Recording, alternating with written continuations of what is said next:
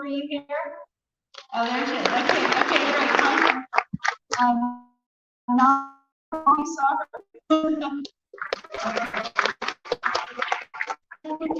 And I also want to thank one of our interns who gone who blanketed and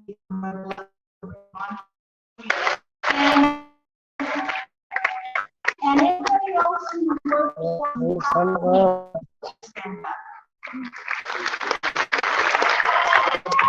All right.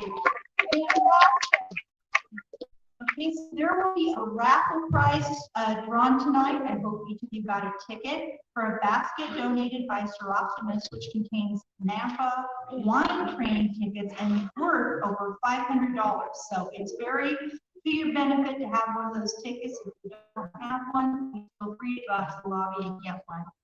So we have two incredible speakers for you tonight.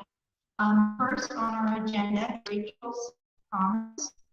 Rachel is a graduate of UCLA, presidential appointee, the United States Advisory Council on Human Trafficking, and a personal survivor of human trafficking. She has extensive experience teaching, training, curriculum writing, public speaking, and mentoring.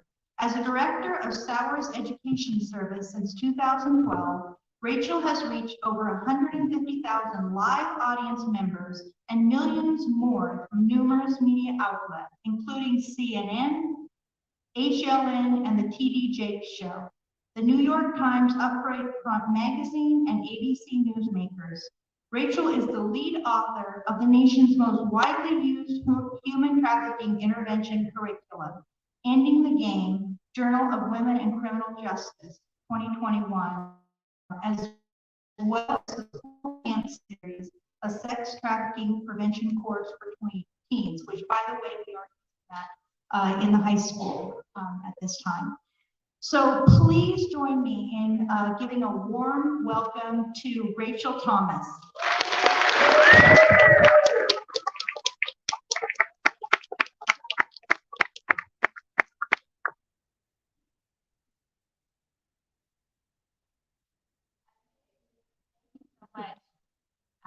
I got the warning earlier that these stairs are faulty. I'm like, you know what? I'm a tough girl. I think I can do it. But thank you so much. Thank you all for being here. Good evening. I am honored to be here. I'm a LA, Cali girl. I know NorCal and SoCal are like two different states, so I traveled a long way to get here. Landed in Sac, made the 2-hour drive. Saw some chickens, which for this LA girl was like a real spectacle. There's chickens and lambs or goats or something. Lots of cool stuff that I don't always see. And I, the whole way, was thinking about how privileged I am to get to stand in front of another important audience. And I love that we have so many youth in the house. If you are like 20 or under, raise your hand. Woo! Yes, thank you. Especially on a Friday night. You're my most important audience members here. And so I'm going to tell you a little bit about myself, but really I want to leave you with a resource that I hope you will make use of with your peers. For those of us who are a little bit over 20 years old, make use of it with your kids, your grandkids, your nieces, nephews, any kid that is within your sphere of influence. On the back, on the tables out there, there's a flyer. And so what I'm describing, we have more than enough flyers out there, and you'll also know how to get free access to the Cool On series. So my story started very well. I had all the privileges that every kid deserves. The all-American, wonderful childhood with two loving parents. My older sister and I never experienced any form of abuse. We took family vacations to Hawaii. I am the daughter of an attorney and a church deacon, so we grew up in a very safe, sheltered, upper middle class community, Pasadena, California, which is a suburb, of course, you know, LA. And I'm a total nerd.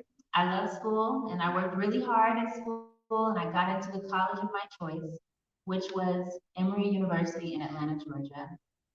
And while there, had a great experience, still, making friends and having the time of my life. And then my junior year, a man approached me. And he told me I was beautiful and that he could jumpstart my modeling. A week after that, we did our first photo shoot and it was professional and there were professional hair and makeup artists there and a rack of clothing. Is America's Next Top Model still a thing for the kids? It is, okay. Thank you. They have new seasons of it still? That's amazing. Well, this is what it looked like to me, where it was a fun professional experience. There were other models there and hair and makeup and everything. That was in my first week after meeting Mike, the modeling agent. He was always in a suit. He always was passing out business cards and he was always looking for the next big talent. And I was just happy he had seen talent in me. By the third week, he had got me a paid modeling gig and he asked me to fill out a W-9 in order to receive payment. And so right there at the set of the modeling gig, I filled it out. I had worked at the YWCA before and a few other jobs. And so I knew what that was, just that simple tax form your employer needs in order to pay you. And so I filled it out with my full name, my home address, which is where my parents live in Pasadena, my current address, where I lived near campus with my best friend, my social security number, and whatever else that tax form asked for.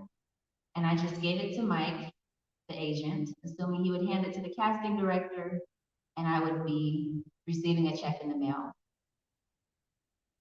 2 weeks after that is the first time I saw Mike become violent with one of the other models.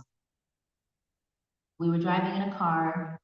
Michelle, who was his premier model at the time, she was driving. Mike was in the front seat and I was in the back seat. And a song came on the radio. And Mike said, "I like this. Who sings this?" And for whatever reason, Michelle didn't answer. And Mike got so enraged, he reached over, slapped her, and he starts calling her all names. "B, didn't you hear me? Don't you ever effing ignore me?" And he's hitting her and yelling at her, and she's trying to drive and trying to apologize. "Mike, I'm so sorry, I didn't hear you." And in the back seat, I'm thinking, oh my God, this is more than model and agent. This is girlfriend, and he's one of those abusive boyfriends that my mom warned me about. That poor girl needs to break up with him, and I better get away too. And I thought in the backseat I had just witnessed domestic violence. And so somehow I made it through the night without having a nervous breakdown. And when I got back home, safe to my apartment, I thought about that poor girl needs to break up with him. He's a really scary guy. And so the next morning, I called in my sweetest voice and I said, Mike, finals are coming up in school. It's getting really hard for me to juggle school and modeling. And I know that, we have a few more things planned, but for now I'm just gonna focus on school. But I'll call you again if I wanna pick back up. Thanks, but no thanks. And then he was silent for a moment. And then he said, "B, I own you. You're gonna do what I tell you to do, or somebody's gonna get hurt." And then he read off my parents' home address. He told me when and where to meet him. And he said, if I don't come to him, then he's gonna come to me. And then he read off my address there. And that was when I realized that that W-9 I had given him for payment for a modeling gig, he accepted. And it was a scary experience, but being from a happy, sheltered home, I had no idea what human trafficking was, no idea the potential for people to be so evil. I had no idea how dark my life could get. And so I figured, he's been a nice guy for about a month and a half. He flipped out on his girlfriend last night and she seemed to forgive him. So let me just stay on his good side. And when I showed up that night, when and where he said, he already had a buyer lined up, and that was the first night I was forced into human trafficking. That happened when I was in college, and of course, like every survivor, when you've heard one survivor's story, you've heard one story. So my experience lasted for almost a year, and I'll share a little bit more about how I got out later. But my main reason for coming here is to make sure that there are no more young people who do not know what human trafficking is and who do not know how to spot a trafficker. I firmly believe if someone had come to my community, especially in such a beautiful hall as this one, if they had come to my school, my church, my Girl Scout club, if they had come to me when I was in middle school or high school or even college and talked to me about human trafficking, I would have known the danger I was in before it was too late. And so this is what I have made my mission. When I first started my organization, we worked with survivors, helping to put the pieces of their lives back together. We have worked with over 1,000 survivors, and our curriculum is being used in about 350 facilities. And it's tough work. Of the women that I was trafficked with, one has committed suicide, another is very deep into drugs, and another, we cannot find her. Every time I've tried to reach out, it's just a cold trail. We know that there's a high mortality rate, and human trafficking is a heinous crime that has more deaths than survivors. So with doing so much intervention work and working with survivors, the need for prevention hit very close to home in the year 2020. I got the phone call that nobody wants to get, that my own niece, my own baby, was missing. We all went through the craziness of COVID together, and so we know how the schools shut down, and my niece was 11 years old in 2020, and all she wanted for her 12th birthday was permission to have an Instagram and a TikTok, because she was away from her friends, she was uncool because everybody had that, and she was just sitting at home doing online school and going through the pandemic like all of us.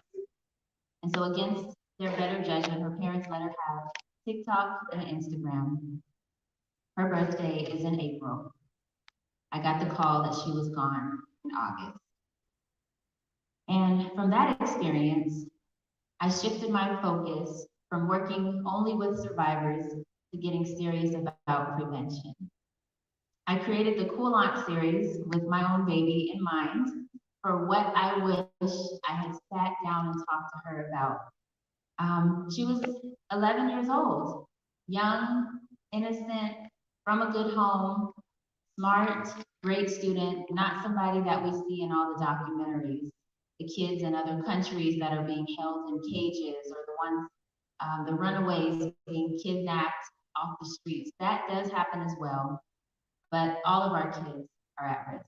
And the more we can reach them with the message and education, prevention, the more safe they'll be.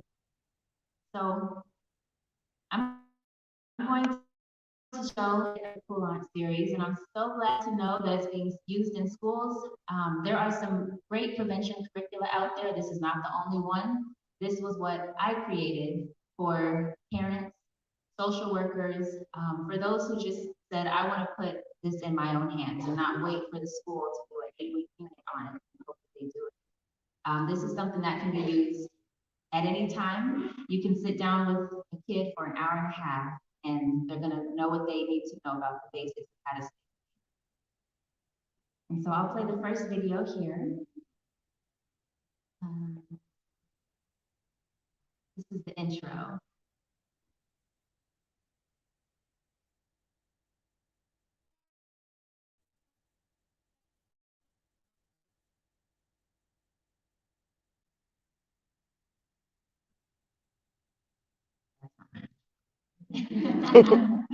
Well, we already have a backup plan ready. As it's buffering, I'll show the outline, and then we'll just play one of the videos once we had queued up. And, okay.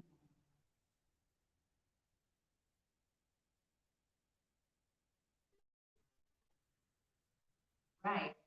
If it doesn't work, I'm gonna spring and jump off the stage once.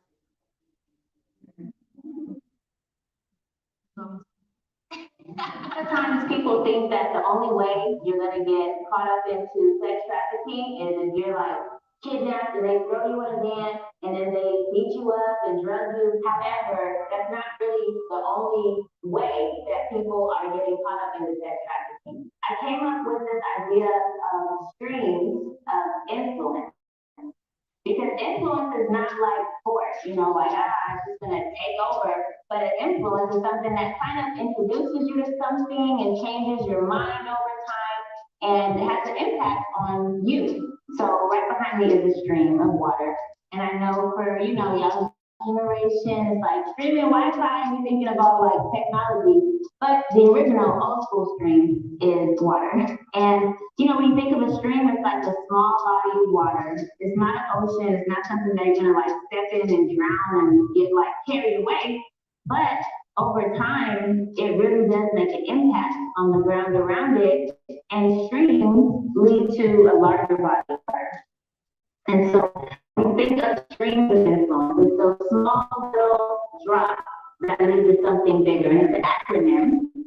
So S is for survival, T is for trafficker, R is for recruiter, E is for environment, A is for abuse, M is for media, and S is for solicitation. So this is what we're going to be going through in the rest of the course today, just these influences, these things that can lead somebody into sex trafficking.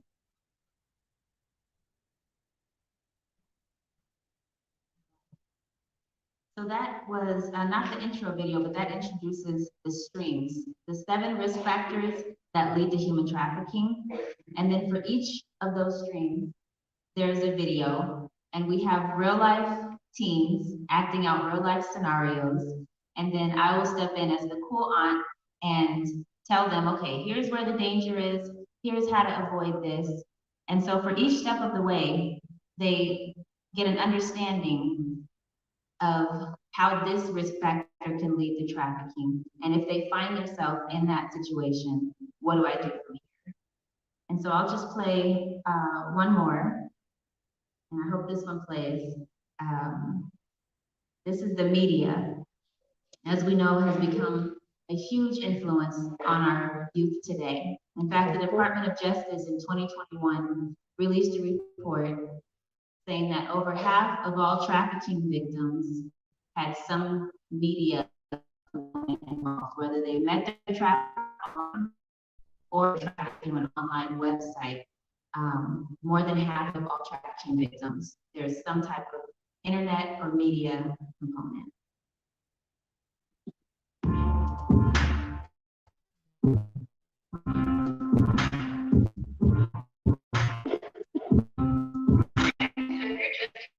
Is this step 3 to getting a sugar daddy? I've never made it in life. Was it your ride? I just gave you some extra spending money. But girls, we need to face some harsh truths here. If you're not having any luck, some major changes may be needed to warrant that type of spoiling. Us girls, we love our purses, shoes, and clothes. But before we ever get there, we need to address something else first. Your skin. Nobody wants your skin to be cracked. In order to get sugar daddy, your skin needs to be soft, pretty, kissable, and livable.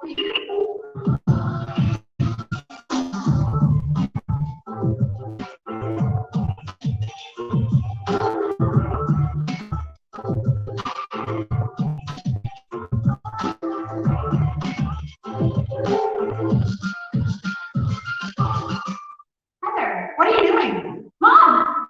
Oh, the greatest thing's happened to me. What is on your face? So, our videos can have cystic acne. You don't have that. the videos that I would want to make. Anyways, so I was making sure that it was not harmful, like you said, it's vegan or natural, and we have that in the house. Okay, well, what's in it? So we have a blended rate of avocado, some paprika, and Oh, no, it's not. Mama, you're allergic. We have to do Mama, it's peanut butter. Oh my God, is your face burning? That means it's working. No, Tessa, you've got to wash that off.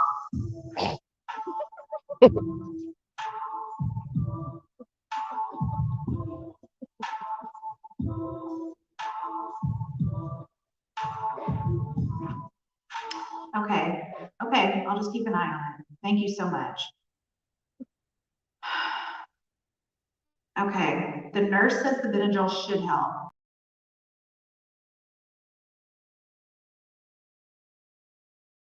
Look at your face. You know you know that peanut butter is a nut. That was so dangerous. Doing something that some stranger told you to do, sipping on you in the half. Like, what were you thinking? Mom, I've been watching Lexi for over a year, and she's already helped me with my hair problems. You're just being dramatic. And I don't think you're being dramatic enough. What happened today was really, really dangerous. And you are getting to an age where you are going to have to stand up to social media influences.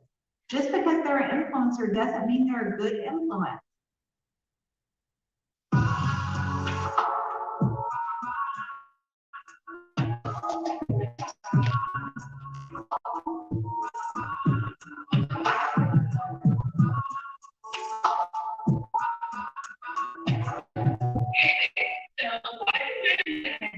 A little different day.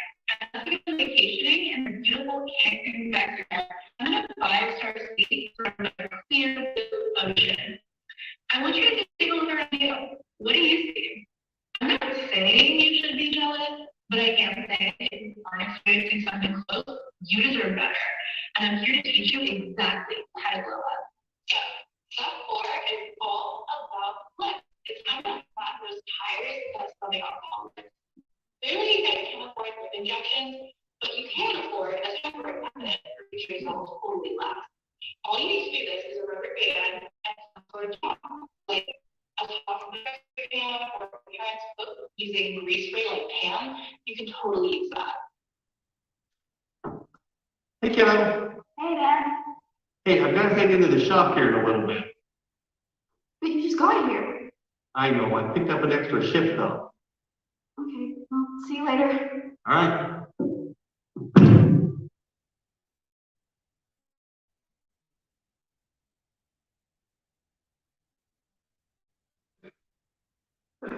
So if you're gonna get this rubber band for our lips, when you put it out, make sure to make it tight, leave just enough room to breathe.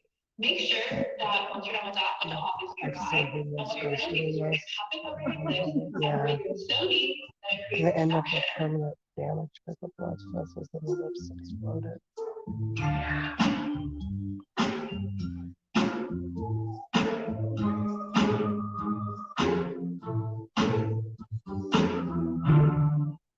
Okay, so guess what?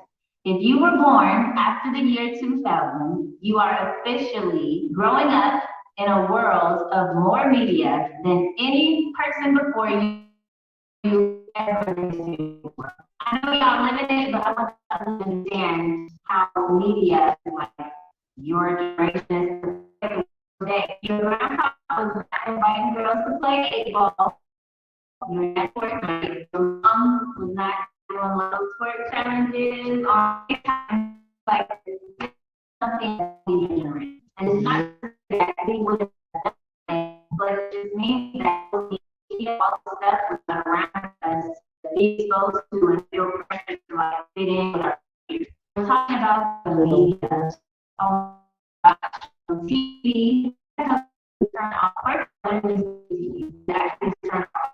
So all these thousands of channels on 24/7, social media, internet, billboards,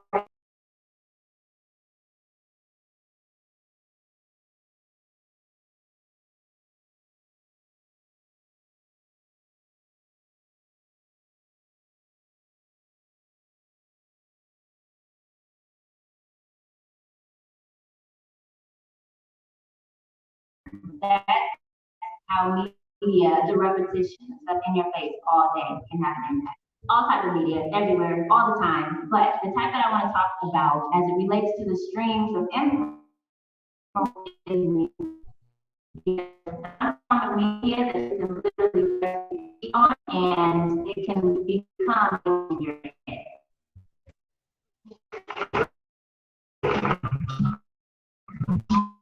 Welcome to another episode of the Day My Mom Told Me. So Taylor, start with you. What are you with James?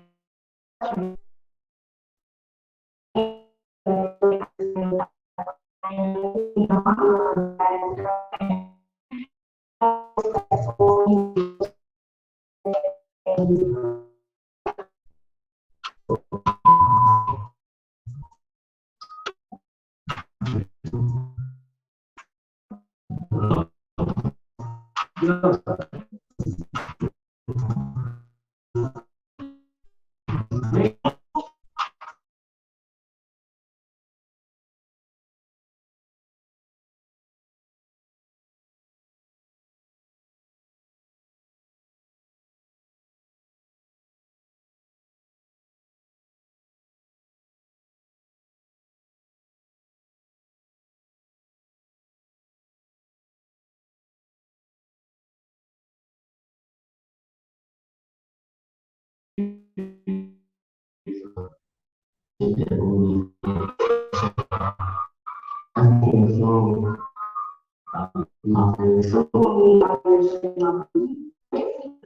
listening to this young man be very, very honest with you, upfront, truthful, and very direct with you about what he goes through.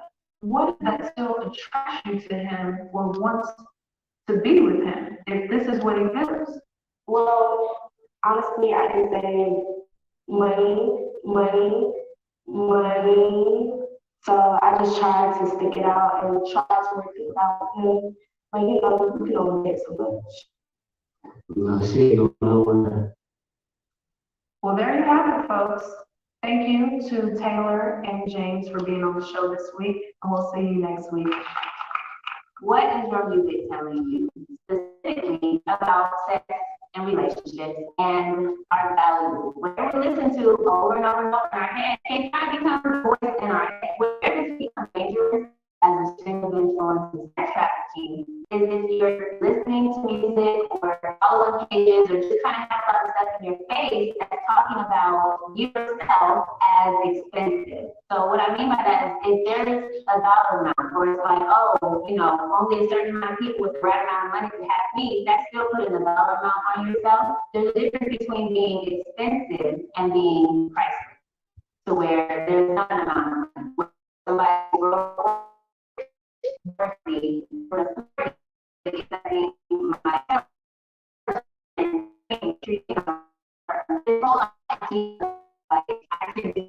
rented out at a certain price. A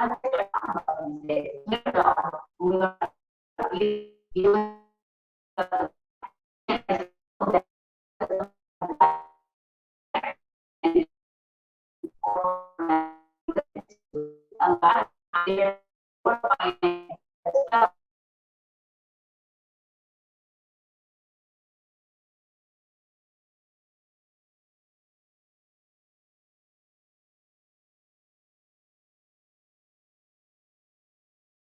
videos, but I think it's important to show because media is just one of the many influences. And then there's 25 questions to make sure they get it. And then at the end, there's also a self-assessment where they can assess their own facts after they learn about things. So some of them are like the 5 types of traffickers, the 5 warning signs of a trafficker. And so if you get nothing else from me tonight, I would encourage you to pick up one of these and utilize this special code just for Empower Tehama for everyone in the audience to be able to share the Coolant series with all the youth in your life. So we will be having a panel later, and I may have time to share more about how I got out.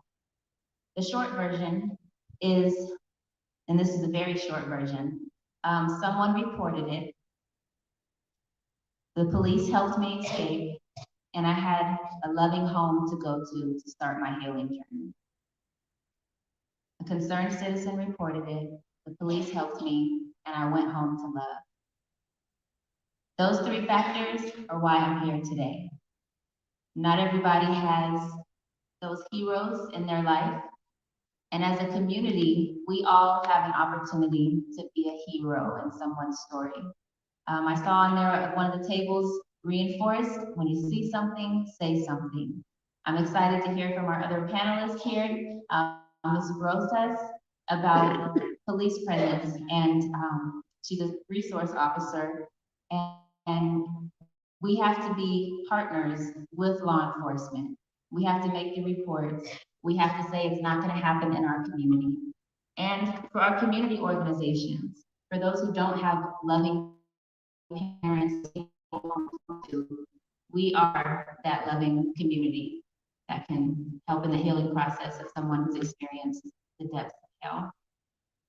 So my time is up, and I am so excited that Empowered Tehama has also brought along Russ, who is a cool uncle on our cool aunt team. We are currently contracted with the California Department of Social Services to reach 50,000 foster youth with the Cool Aunt series. And we offer mentorship, and we know that this is happening to boys and men also. And so I begged Russ, I didn't have to beg that hard. Luckily, he loves me, and we've known each other for a long time.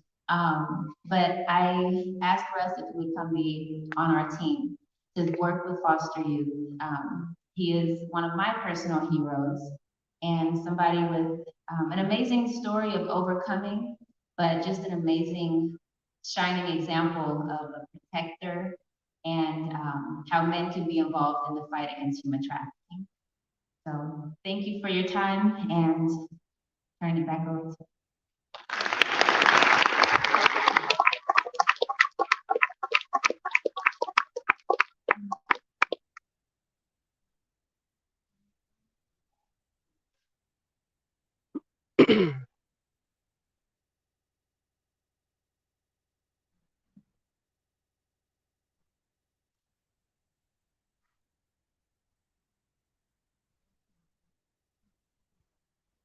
Thank you, Rachel. As she mentioned, there will be an opportunity to ask questions. I'm sure there you have questions, and you'll get that opportunity later. Next, I would like to read Russell Wilson's bio. Russell graduated from the University of California, Berkeley in 2016 with a degree in anthropology and Southeast Asian studies. As a Ronald E. McNair Scholar, Russell completed his first research project in Cambodia, looking at the factors of resiliency for male survivors of commercial sexual exploitation. While at Cal, Russell received the UC Berkeley Institute of International Studies undergraduate merit scholarship and the Benjamin Gilman Scholarship to continue his research in Indonesia for the summer of 2016. Russell has worked in the National Human Trafficking Training and Assistance Center as a Human Trafficking Leadership Academy Fellow. As an HTLA Fellow, Russell worked with a team of anti-trafficking experts from across disciplines to formalize the federal definition of what it means to be survivor informed for federally funded programs. Russell has spent extensive time living and traveling throughout South and Southeast Asia. The time he has spent in this region of the world has given him a deep understanding of these cultures, as well as knowledge of the systemic mechanisms of human trafficking in these countries. It is through these experiences Russell brings authenticity and passion to his research and his life.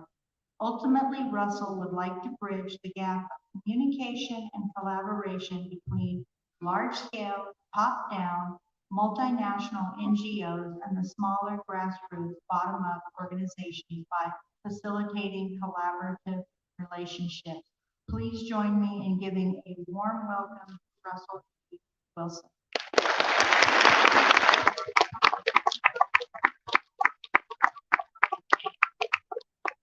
Thank you. It's always a little humbling to hear that every time I do this. And I'm not very able to do this. Casey?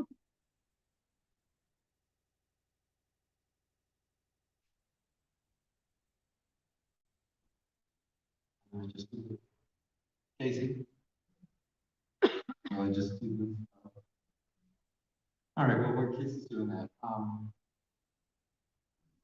thank you. Thank you all for being here. Especially like Rachel said on a Friday night, this is amazing to see everybody here, and I'm honored to be here myself. I'm always honored to have this conversation and to raise awareness around this issue. I will say that Rachel and I are opposite. We had virtually opposite experiences. And I didn't have the support. And as we go through this conversation, you'll see the differences. And yet we both share this journey of overcoming horrific trauma and this journey of self-empowerment. And I think that's one of the things that brought us together as friends and colleagues. Okay, so I'm gonna just kind of start out by talking about the fact that when we're working with victims and survivors of human trafficking, the goal is not to help somebody to become a survivor. You know, it's all about really getting them to be. So it's more than surviving, it's about thriving, right? As a professional in this field who has lived experience, and that's sort of the way we try to talk about it now, or at least I like to talk about it in terms of lived experience. I lived this experience, but I don't identify as a survivor. When I was a survivor, horrible. When I was a survivor, it was the worst time of my life. When I was a survivor, I was willing and had to do horrific things to get through my day. So whenever anybody refers to me as a survivor, I feel boxed in, I feel pushed back into that space. So for me, as a professional in this field, I push back on that title. However, I want to respect Rachel, who identifies with that term. For her, that term is very empowering.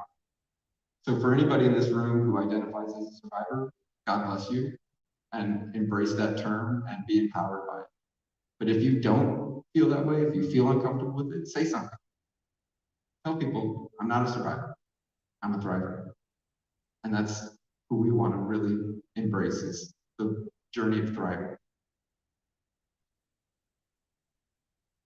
So there's a lot of things, and I'm you know, Rachel talked about the TCA, the Cool On series. My goal in my life and my passion is really to raise awareness around the fact that this happens to boys. And boys in this movement are an invisible population. There are very little services and very few spaces for boys to come out and talk about this type of trauma.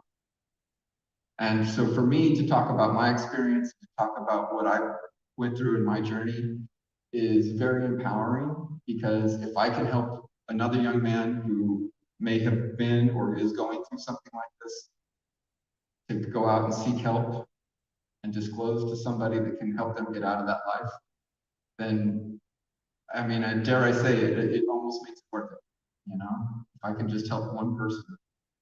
So this is why I do what I do. The iceberg is a perfect example of what we know of the population. It's much, much larger than we realize. And it happens in front of us every day. And I come from a small community as well, you guys. I live in Sonoma County. My community, there's 407 people in my town. So trafficking can happen anywhere. Sexual exploitation can happen anywhere. And it really is upon our community to come together, talk about it, and not be afraid to address it. And if you have suspicions, say something. So one of the reasons I've come up with 7 myths, and the myths kind of look at why men and boys tend to be this invisible population of victims of trafficking. The thing about these myths is that they're socially constructed. And they're pressed on us at a very early age. You know, exposing these myths is the first step in breaking a cycle of stigmatization of male victims and survivors of commercial sexual exploitation. And unless we really address it openly and talk about it openly, these kids are going to go without help and support. The first myth: real men aren't victims. Boys and men can be sexually exploited or victimized, and it has nothing to do with how masculine they are. Myth 2: an erection is consent. Mm-mm. An erection during sexual assault is purely a biological response that does not indicate consent or sexual pleasure. Nonetheless, this physical reaction leaves many men confused as to why their bodies reacted this way. Sorry, getting old. And ultimately serves as an additional impediment to seeking counseling or legal aid. Myth 3: sexual abuse and trauma is less harmful to boys than it is to girls. Sexual abuse and assault harms boys and girls and non-binary youth in similar and different, but equally harmful ways. One study found that the sexual abuse of boys was more likely to involve penetration of some kind, which is associated with greater psychological harm. Myth 4: most men who sexually abuse boys are gay. Boys can be abused by both straight and gay men, as well as women. Sexual abuse is taking advantage of a child's vulnerability regardless of the gender or sexual orientation. Studies suggest that men who have sexually abused a boy most often identify as heterosexual and are often involved in adult heterosexual relationships at the time of sexual abuse. This particular myth impacted me greatly.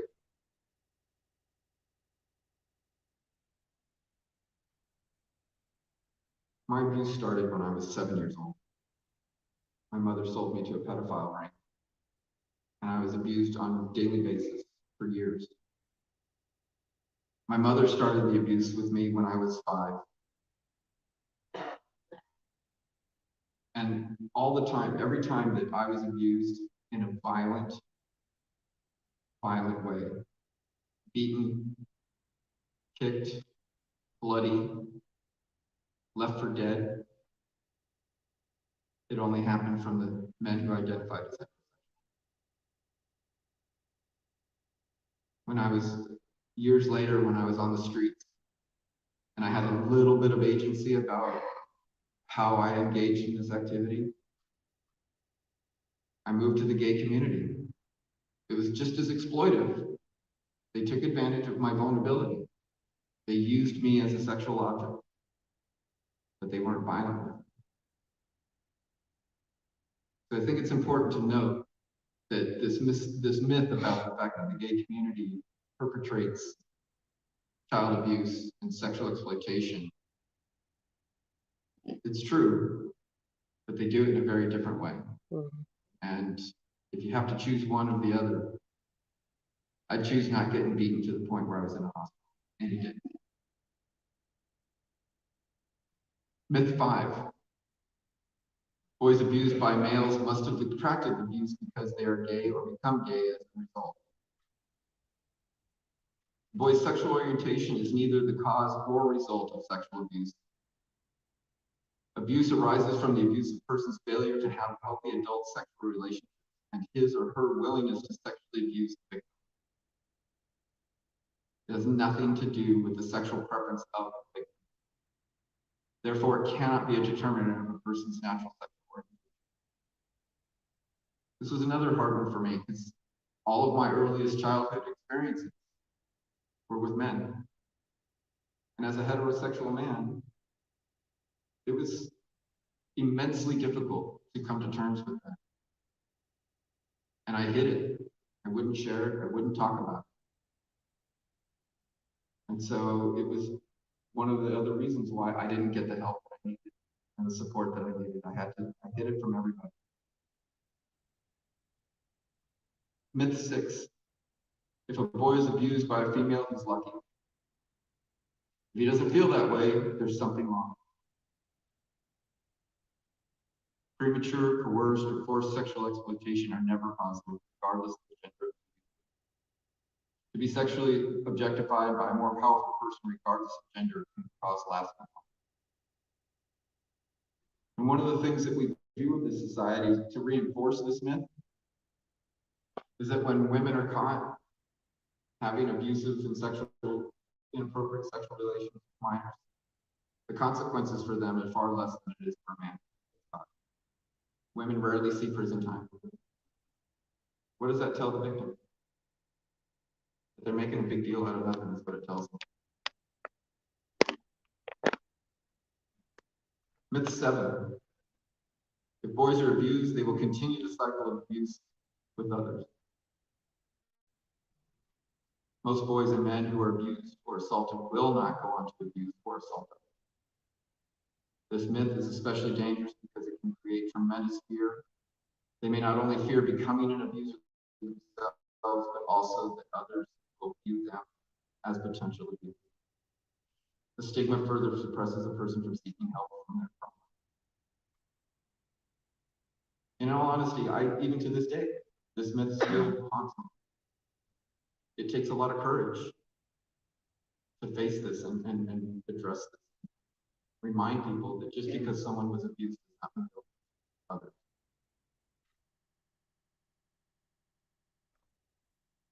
So I know that what I just talked about is very heavy and deeply emotional, and I'm sure there are people in this audience right now who are feeling a little triggered by this. So I just want to take a couple seconds here to take a breath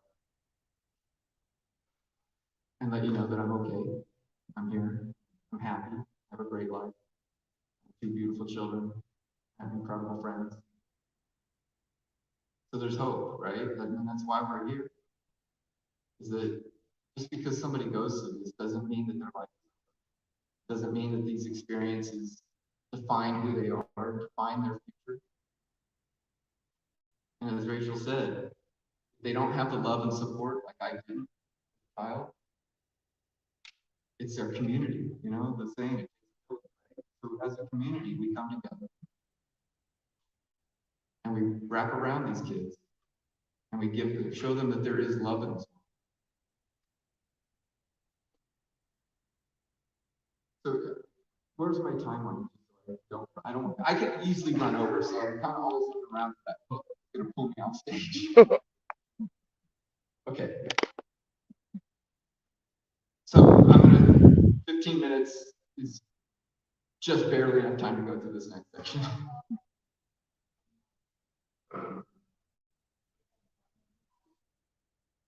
Oh, great. 30 minutes, we're gonna have a great time. All right, so the hierarchy of C-section survival. This is really important and dear to me. This next section came from research that I conducted in Indonesia and Cambodia and here in the United States.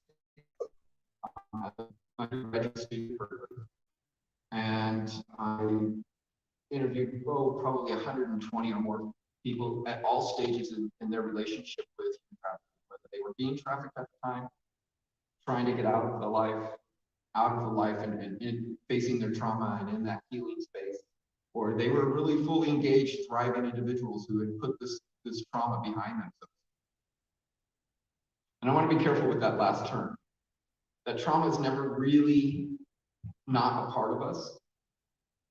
But what happens is that it no longer, when we get to a really healthy place with that trauma, it doesn't really cause us to make unhealthy life choices. So for me, that trauma now is empowering. It gives me the strength to stand up here in front of strangers and talk about a very intimate experience. And I'm grateful for that now.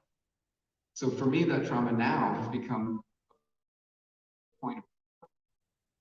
And so I just want to really relay that to everybody so that you don't get discouraged to think that this is just such a horrific thing that nobody can survive. You know, and the fact is that we do survive. You know, and Rachel's right though. A lot of them don't. But that doesn't stop us from trying to help. Because every one of us has this opportunity to get back and do something positive in our lives, whether we've been through trauma or not. And to be honest, I'm personally of the opinion that every single person in this room is separate from. Maybe not sexual trauma, but trauma of one kind or another. And hopefully you had loving support around you to help you through that, so that that trauma doesn't impact your life in a way that causes you to turn to drugs or alcohol or criminal behavior or, anger and violence. And so the research that I did really showed me this journey of what it looks like to come from a place of surviving to a place of thriving. I started this as a McNair Scholar. Is anybody familiar with the McNair Scholars Program? Okay, that doesn't surprise me. It's a little known program. Ronald McNair was one of the astronauts on the Challenger, and in his name, his family started this program to help undergraduate students get their PhDs and conduct their own personal research. Because as an undergraduate, typically, if you're going to get involved in a research project, you're doing this for a professor's project, for example. But I was lucky enough to be a part of this program, and I had to come up with my own research question. And at the time, I had just started Berkeley, and all I could think of was, how the hell did I get here? How did I, this kid who grew up in the streets, grew up in foster homes, juvenile home, drugs, alcohol, criminal behavior for years. I was destined to be a career criminal. But I turned the life around and I became a student at Berkeley. And all I could have asked myself was, how was I so resilient? And I wanted to understand resilience. And how do we foster resilience in the lives of these kids? Because all of us in this room have an opportunity to perpetuate and support resilience. And so I was in a class, anthropology, and I was learning about Maslow's hierarchy of human needs. And I had one of those eureka moments. It just clicked. All my research, all that data came flowing into my head, and it just lined up so perfectly with Maslow's hierarchy. So when it comes to Maslow's hierarchy, the base of his pyramid is physical needs. And for me, for the CSEC hierarchy, it's survival. As I mentioned earlier, being in survival mode. And when these kids hit the streets, they're in absolute terror. They're in absolute survival mode. And I'm not joking about survival mode. I'm talking the most extreme examples of survival. When you hear of people doing things that they would never normally do to get through their day, that's survival. It's peculiar to me because it always comes to my mind that I think of those and the football team that was crashed in the Andes, or the Donner Party, where they had to end up eating the dead people that were in that party with them. That's survival. That is literally the state of mind that these kids are in. You cannot underestimate what these kids are willing to do to get through their day. And the things that they have to navigate: violence, rape, hunger, homelessness, being trafficked, stealing to survive, exploitation of all kinds. The sad thing that happens, though, is that within a very short period of time, they feel safe in survival mode. Survival mode becomes normalized for them. And it's just how they simply exist. And when you exist in survival mode and you learn how to navigate survival mode, getting out of survival mode seems so far off that it's just not even an option. It's not something that you can even consider. But hopefully, at some point, somebody sees something, somebody says something, somebody gets a hold of these kids and gives them a place to where they can start to heal. A place where on Maslow's hierarchy, it's loving and belonging. On mine, that's where healing really starts. The difference is those that they don't stay there. They run away. If there's social workers in this room, you'll know that you get a kid into a program, they might stay a day, 2 days, a week. They run and they go back to their traffic. They go back to the street. It's confusing. Why go back to such a dangerous place? Why would they go back to somebody who's violent towards them? Because that's all they know. They feel safe there. It's the most terrifying place kids can be. It's scary, it's unfamiliar, and it's definitely not where they want to be. But if we can keep them there long enough to buy into a program, to buy into that journey of healing, then that's when the real work actually starts. And that can take months, years, and in the case of most men, decades. Most men who are trafficked will not deal with this issue until they're in their late 30s, and that's early. Most of us 40s, 50s, even 60s is when we actually start to deal with it because of the stigma of sexual violence in our lives is just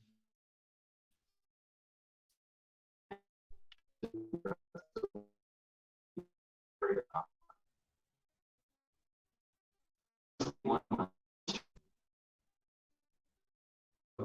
you know, it was in my got my GED in my late 30s. I started there. Late 30s. My kids were teenagers. I started to really push it. And that's difficult. And that's because for men to talk about. Unfortunately for women, they provide safe places.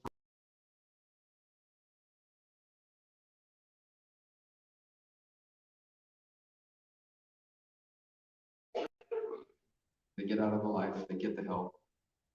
You know, women generally have to be a lot stronger than men anyway. So.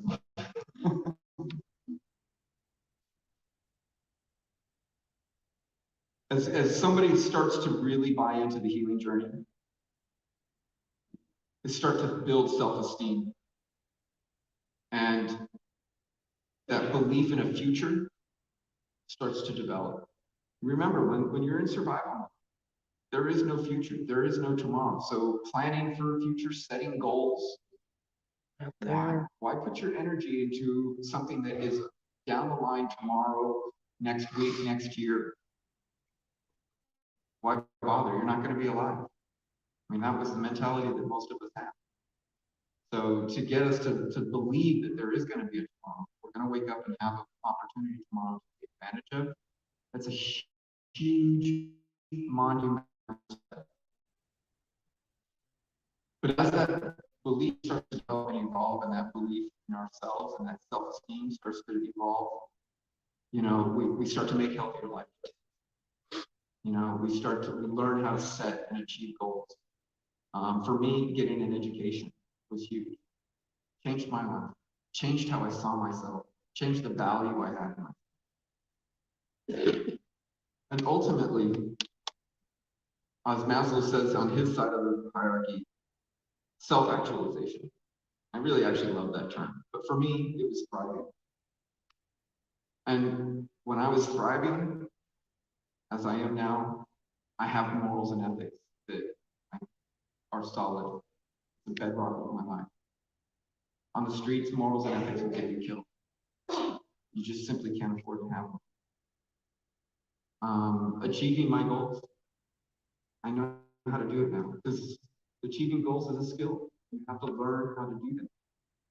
And now I have that confidence. Emotional stability. You know, I still get triggered. You know, this trauma will always be a part of me. It's never going away. So when things come up for me and it makes me emotional or scared or feel like that kid that's back on the street, I don't go to alcohol. I don't go to drugs. I don't lash out at people around me, loved ones in my life. I recognize it. I process it. I know I'm capable of managing it. And the one thing that really struck me amazing of all these thrivers in life, that was a common theme with all thrivers, was that they felt that they were contributing to society. And that's what I do today. I contribute and I give back.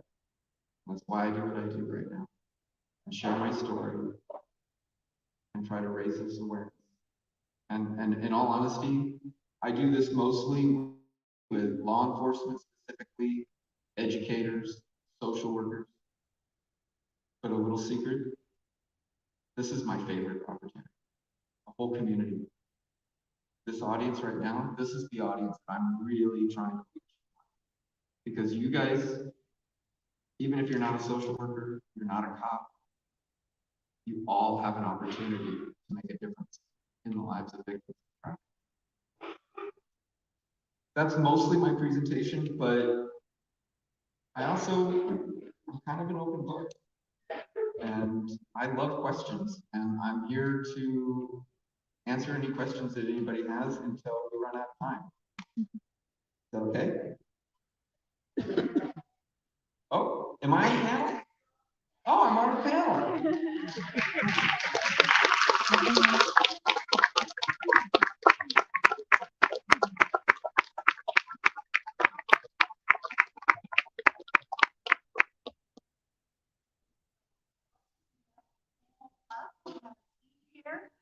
Kelly Bass from Dignity Health, Roger Freeman, Officer Leela Rosas, Rachel Thomas, and actually myself. So if you could each take a seat, you're going to get a microphone. I'd like you to introduce yourselves to the audience, say whatever it is you want to say about yourself, your area of expertise, your job, why you're here, your passion for this work, whatever. And then we'll start taking questions. Where is my... Okay, we need one for the hand. Right below, right?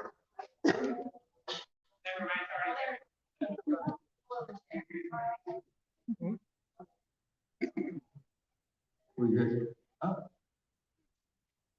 Oh, hi, everybody. My name is Russell Wilson. I am a subject matter expert on human trafficking. I conduct trainings all around the world, research, train law enforcement, teachers, social workers, hospital staff, and anybody who's down here 5 minutes. Yeah. Well, my name is not Miss, but yeah, so I'm Rachel. And in addition to what was in the bio, what I said before, I'm a teacher and educator at heart. I was a high school English teacher for 4 years. I have a master's in education from UCLA. And so in the 7-year gap between being trafficked, starting my organization, anti-trafficking organization, I was a teacher and trying to brush everything under the rug and not talk about it and shut it down and keep that. So my passion is also education. So I use that in this platform now for anti-trafficking. I'm Officer Leela Rosas. I'm employed with the Rockwell Police Department. I'm a school resource officer for Rockwell High. I've been so for the past 7 years. I have a huge passion on just providing parents, our community, our caregivers, information on youth vulnerabilities. My name is Roger Freeman. I'm currently the anti-human trafficking outreach training specialist at the IRC, which is located in Sacramento, California. I've had the privilege and pleasure of working with survivors of both domestic violence, sexual assault, and human trafficking for over the last 28 years. And I also too have the passion for educating partners, law enforcement, medical providers, how to identify, support, and really engage with survivors. My name is Michelle Brown. I'm a licensed clinical social worker. I have worked directly with survivors for the last 2 years. I've been the executive director of Empowered Female, which is a local domestic violence and rape crisis. Good evening, everybody. My name is Kelly Bass. I am currently the Chief Nursing and Executive Officer by San Jose Community Hospital. I have served our community as assault and it is an honor that I get to be our local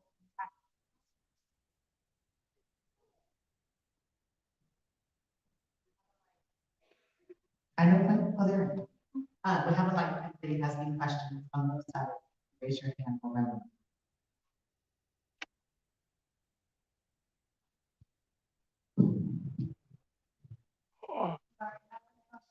show us personal.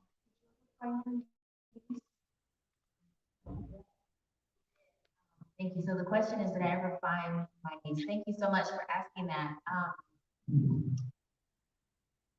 Yeah, we did, and I think it's because she's from a good neighborhood, and we hit pavement, and I was a mess.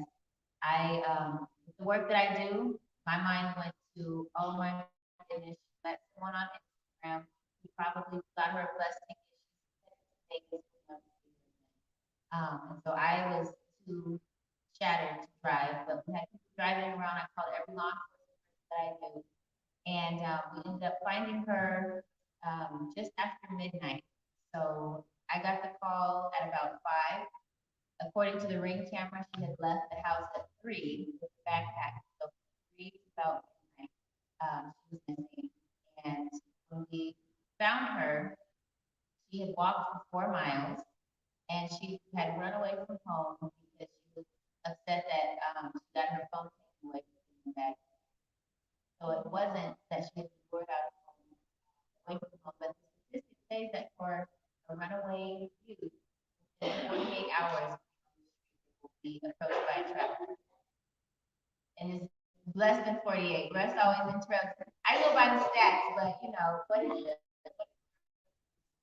I have to always respond with this one. Because I heard that when I first started doing this work, kid hits the street within 48 hours, they're going to be propositioned by a trafficker. And I scoffed at that. It was 15 minutes. And in my experience, not exaggerating, I hit the streets, especially some white suburban kid who ran away from Walnut Creek, for example, to San Francisco. They stick out like a sore thumb. Deer in headlights, man. Those traffickers, they spot them. They are on them like white on rice. And it is no joke. It is 15 to 20 minutes. They are being processed. So I don't know what 48 hours things come.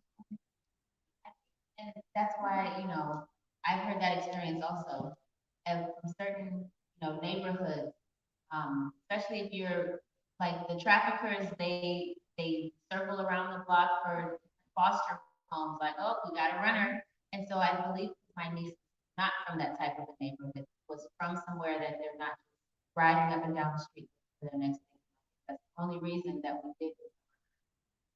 Because even in the 4 miles that she was walking aimlessly,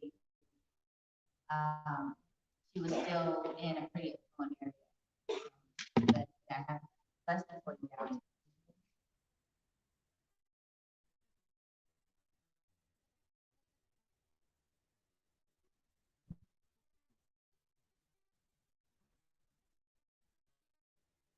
I have a question. It's my 2 older cousins.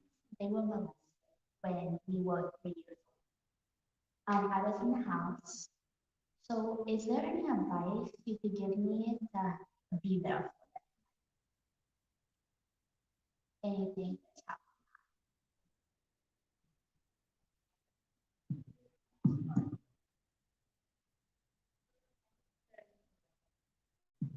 She's asking for advice on how to support her family members.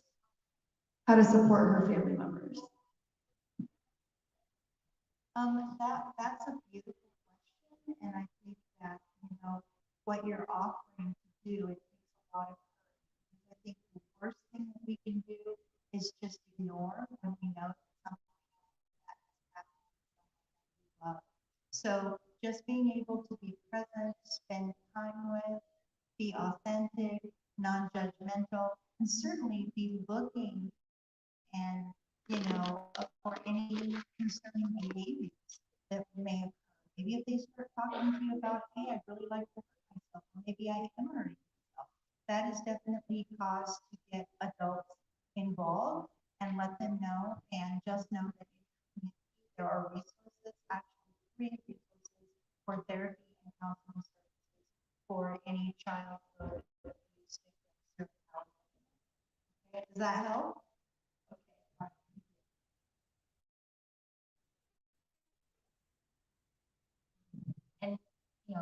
And, that was a beautiful question. I love your heart that shows you have passion, have that big be a protector and a supporter. And also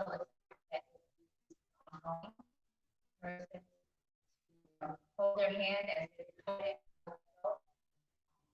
That's not something to go down and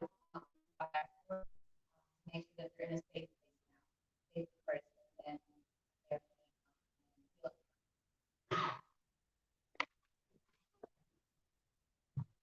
Hi, this question's for the officer. What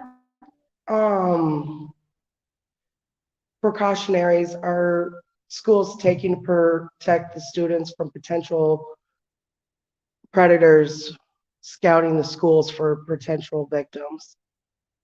I can say just on, for this, the Redwood High School District, as well as the elementary school district, I can say that they've hired additional campus supervisors there on campus that patrol the area, patrol the areas of the school with the school.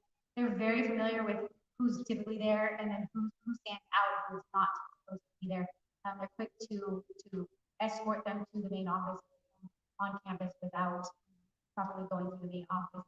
Additionally, there's a lot of state funding that has been pushed out for social media awareness, mental health awareness. I know there's several teachers that I go into their classes about cell phone, social media, and photo safety. Many schools are getting into that more. I've gone down to the middle school district and taught students there. So there's just, there's far more opportunities that teachers are willing to open up their doors to provide opportunities to the youth. And then there's many organizations in the community as well that are providing opportunities. Okay, cool.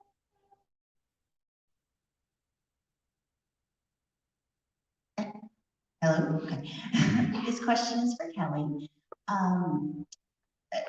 Healthcare is a wonderful opportunity to help identify these sorts of victims, but also kind of sharing this experience can be very, very scary. Can you talk about if somebody were to come into the emergency room and share that they're a victim or a survivor, or however they'd like to identify, what that process would look like?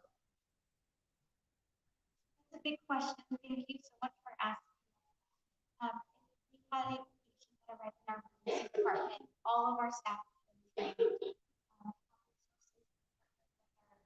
Community here in Portland, thank you so much. And the services that they are able to serve once we are able to connect them are state of the art. So thank you. I had the opportunity to tour the last few weeks. It's a pediatric.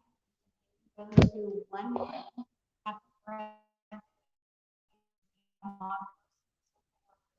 have or are in the interview.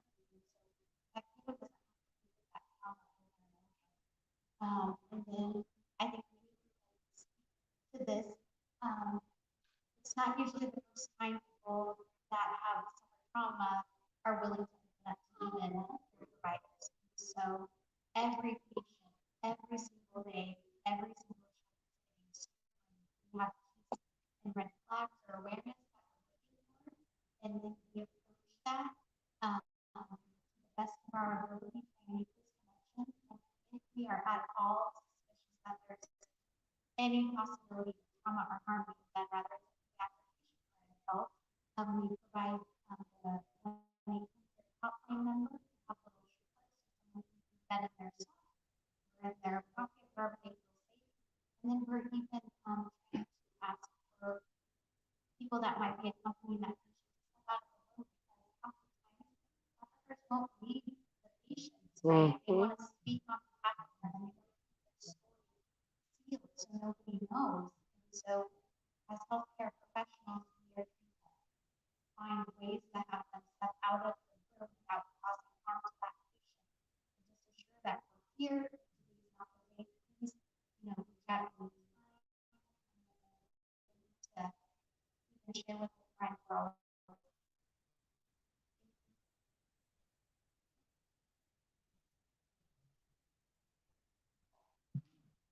I just wanted to make a point to the healthcare workers opportunity. 88% of every victim of trafficking, at one time or another. So to be honest, us healthcare workers are in key positions to recognize and get help.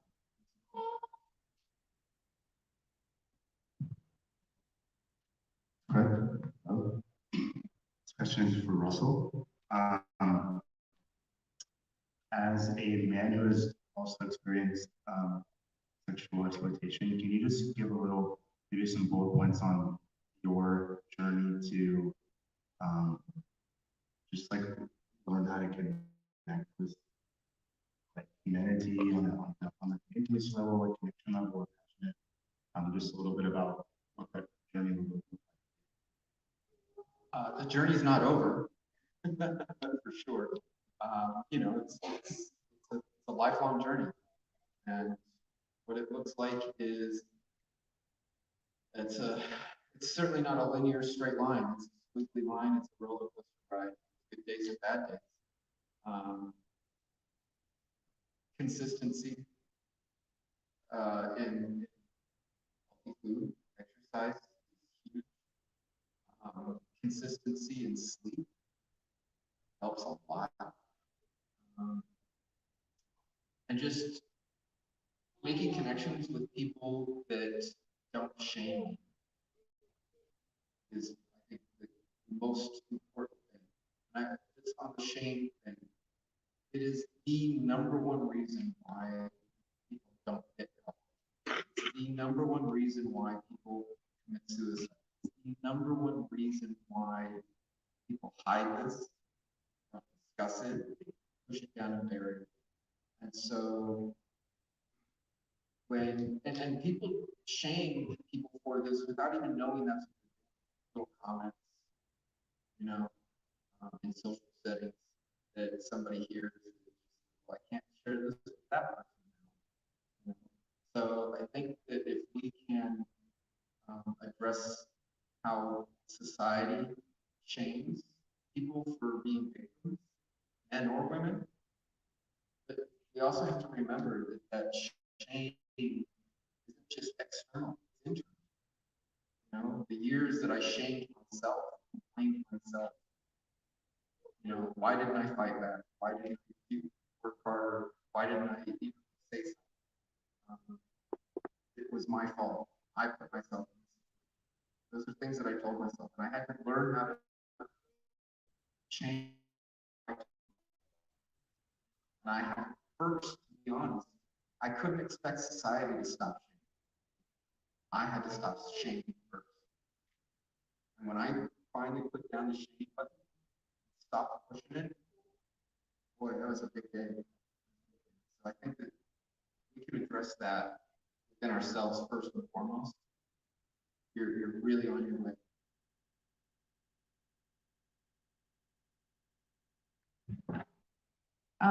So this question is for Russell, but anyone can answer this too. How do you feel about the media desensitizing the idea of men?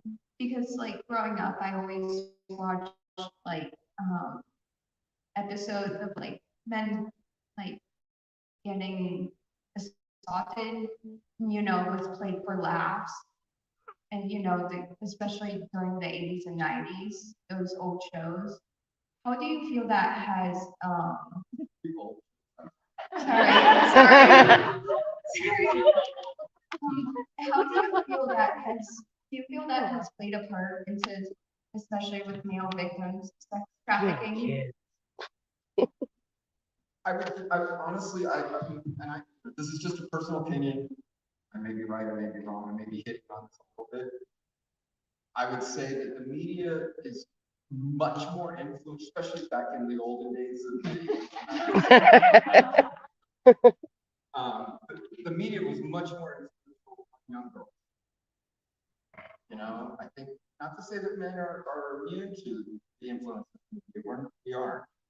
But I think that for some reason, I think girls really tap into, you know, fashion magazines and things like that. That's important, and that's okay. But the context, you know, there's this new documentary out that Brooke Shields doing that is just incredible about how the modeling industry back in the 80s absolutely sexualized her as a 12 and 13-year-old. That's a problem. And that's still going on, right?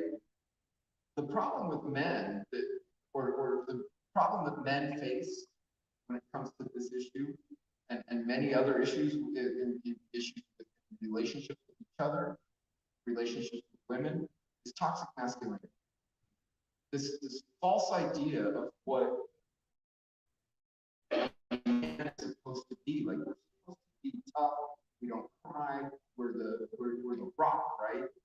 That's all well and good, but there's also times when we should be vulnerable and be able to say, I need help right now. I'm weak. I can't handle this. This is too much for me. And not be ashamed or feel that it takes away from my masculinity or my identity.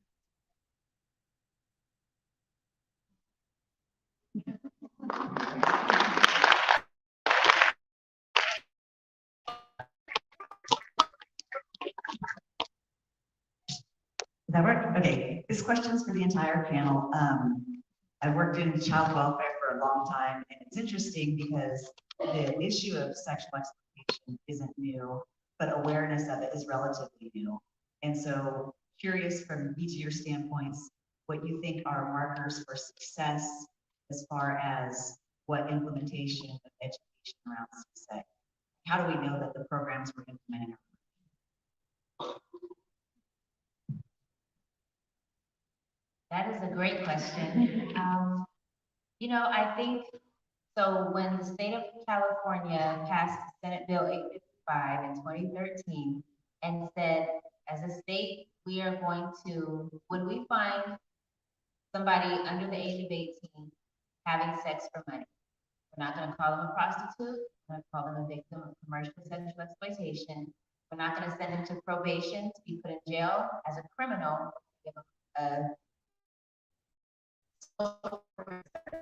That was a huge shift, and I led a lot of those trainings up and down the state. And the first step is a heart condition. Are we willing to look with compassion? Are we willing to change our minds? And I think for social workers and teachers and just, you know, community members, if we still look at somebody as a prostitute, that comes with a whole bunch of negative connotations. And prostitutes aren't very deserving of a lot of the compassion and care and services that we would offer to these child. And so I think the first thing is, does it change people's hearts and minds towards this issue and this population? And then also, the day you turn 18 doesn't mean you get a new brain and a new set of resources to work with. A lot of times, when young adults or older adults are kids, still mentally and stuck in that trauma response. And so one of my markers is, does whatever intervention or awareness or prevention, do people leave their and then, you know, for the launchers, a post evaluation, we want to hear from you. One of my favorites, it's not boring. That was like, yes, we got them. That's all, you know, I'm not words all the time. But, you know, is it something that is geared towards the audience? Are we up here talking like professionals with big flowery language, or are we meeting them on their level and making it okay? So that was. So I would say, I mean, things just like this, getting the information out to the community, getting the information out to the parents, but also getting the information out to the youth. Our youth are the biggest targets, and they're also the most vulnerable. Have the ability to rationalize, reason, so I think getting this information out, I'm aware of that law, and I think the biggest thing too is that law doesn't have a monetary value. So there's no, it doesn't have to be cash. It could be for anything, and getting that information out to our youth, that it could be for anything. It could be, as we were referring to the Maslow hierarchy of needs, and how that's motivated behavior. It could be food, water, and shelter. It can be love, compassion.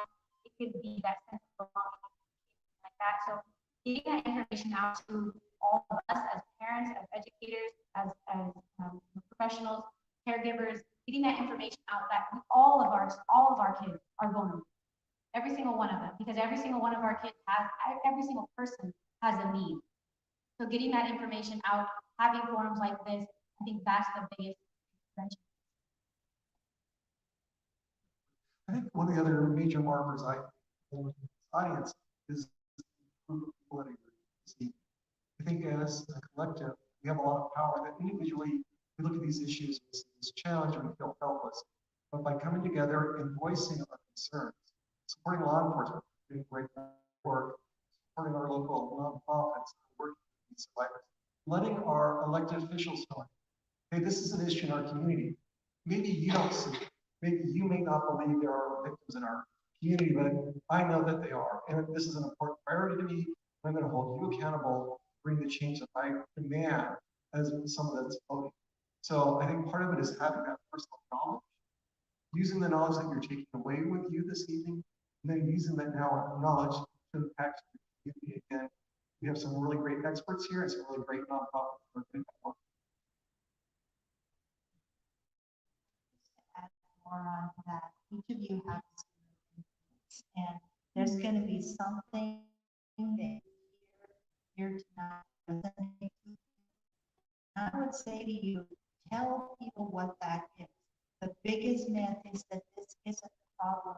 Those of us here and you of us out there think that it is. And in fact, it is a huge life-destroying problem. Yes, you can, you can cry, but it takes an enormous amount of work and time and money and resources, and not everybody has that. So, getting the word out that this is an issue, and don't let, the biggest reason people don't want to talk about this is because they're afraid. They're literally that fear of like, that's part of our society. Aren't we better than that? Can it really be the problem that these people say that it is? And I am telling you, it is more than we are saying. And it is everywhere.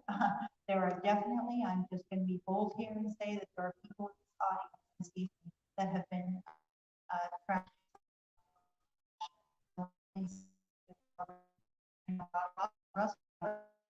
years.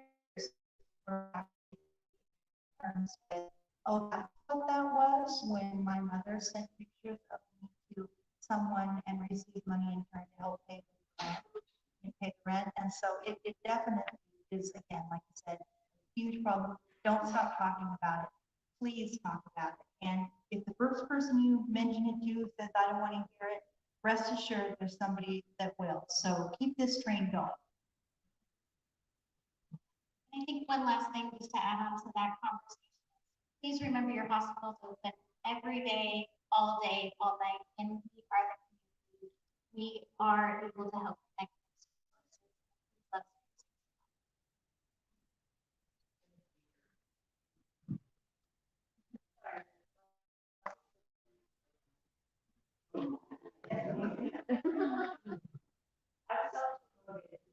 No, that's great. So I think what I latched onto your question and the thing that stuck in my head, I think everyone answered it really beautifully, but you brought up at the end there, how do we know we're making a difference, right? I personally believe, and maybe someone can correct me, but I personally believe it's going to be decades before we really know we're making a difference. Because first of all, we don't know the scale of the problem. We don't know how many victims there are out there, because how do you do research? How do you count the number of victims when it's so hidden, right? It's impossible to know how many people out there are being victimized by it. So we can't go by like, oh, well, there's 1 million people being trafficked.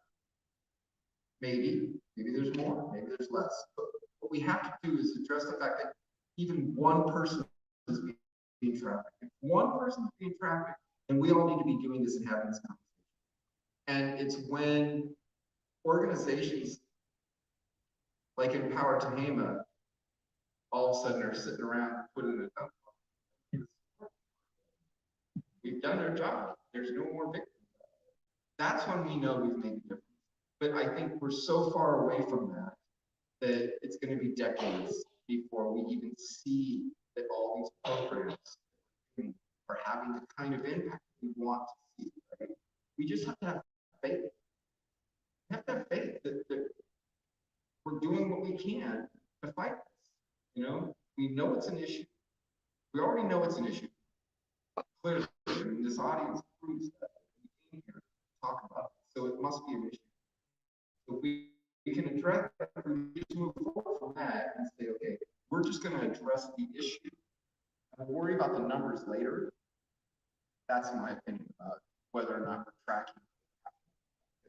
Trust me, it's had an impact on my life, you know, and I'm just one person, so clearly it is happening.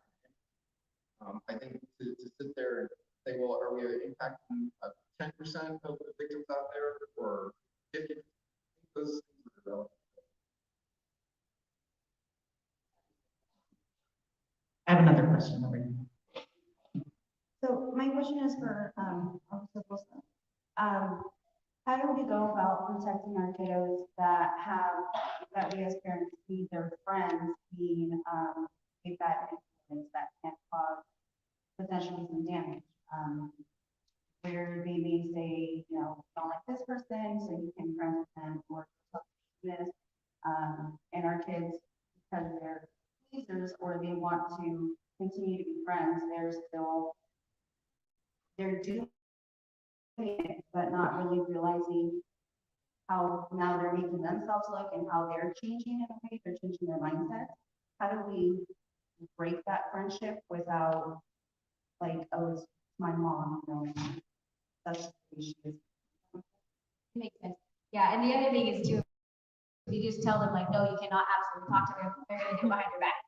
You know, and then now they're hiding it, so we're kind of teaching them to hide it. I think the biggest thing is that we have to remember that we are just teaching everything. I'm sorry, that these kids are learning how to have relationships in general, healthy relationships, boyfriend relationship, girlfriend relationship, you know, student and teacher relationship, parents relationship. They're just learning how to independently navigate that realm. And so I think it's super important that you sit down as early as you can. I mean, you start when they're very, very young, and just start talking about healthy relationships. And as they get older and they're a little bit more away from you for a little bit longer of the time, you start talking in general about red flags, what somebody, you know, how somebody should be treating you, how you should be treating somebody else. But talk about those red flags, because once they get into the relationship, love is blind, right? Everybody's been there. Love is blind, or you start making excuses for that because love is just blind. You're in love with that person, or you're in love with that relationship, or this is your best friend, and you've been through so much together. And so you'll make justifications for that. So I think early on, it's important to have conversations about healthy relationships, and it's important to establish red flags. Sit down and have a serious conversation, one-on-one conversation about what red flags are in general. And then as you see these things progress in a relationship, friendship, you know, dating relationship, whatever it may be, if as the parent you see that there's these red flags, start pointing them out. Start pointing them out and start having these conversations about this. Remember, we talked about how this was a red flag. Now, how is this affecting you emotionally? How is this affecting you physically? Because you're not sleeping at night. Now you're answering every single text message, every time the phone, you know, pings or pings. You're running to the phone in a frantic, you know, just trying to hurry up and answer, or you're losing friendships, hurting you to lose friendships, but you can't be friends. You want to maintain a strong friendship you've had for a while. So. And then also, I really do think that role playing with your kids and trying to help them have these conversations is one thing to say, you just need to tell them to stop controlling. And then it's another thing for the child to go out there and tactfully imply that, you know, in some sort of conversation. So do these role playing, you know, how you're gonna have these conversations, how your child's gonna have these conversations, how that's gonna play out, and give different scenarios. And, you know, it really does start building your child's confidence. Well, because they've been there, you know, they've been in this situation with you, and so it's a lot easier for them to have these conversations with somebody else, building their confidence.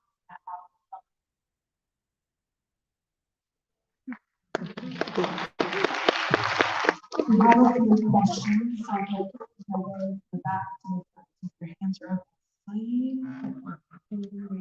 Okay. Is there any way or any signs that we can teach our youth to see in their friends as to like maybe a risk factor in that friend that could have them reach out to them and maybe them to an adult, like this, there's a situation that's uncomfortable. Is there signs that we can teach our children to look out for their friends? Are there signs to teach our kids to look out for their own friends and then how to navigate that conversation? Okay, I'm a huge believer in checking kids' cell phones. I mean, I don't think there should be privacy when it comes down to children with their cell phones.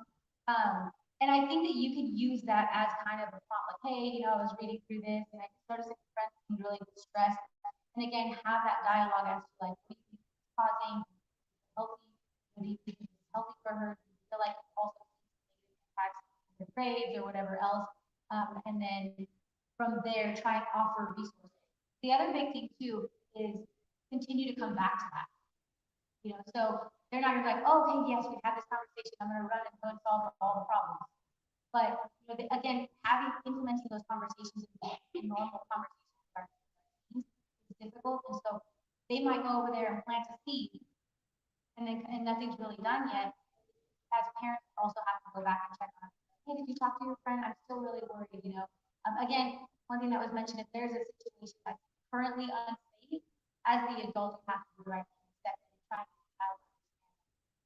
I know this is not what we want, but here's why it's important. Here's why it's important. A lot of heartache, a lot of overcoming. So really just creating that open dialogue, and then don't forget to go back and be asking, how can we have that conversation? What do you think? What's the next step? And I wanted to add to that. I'm gonna bring her everywhere. To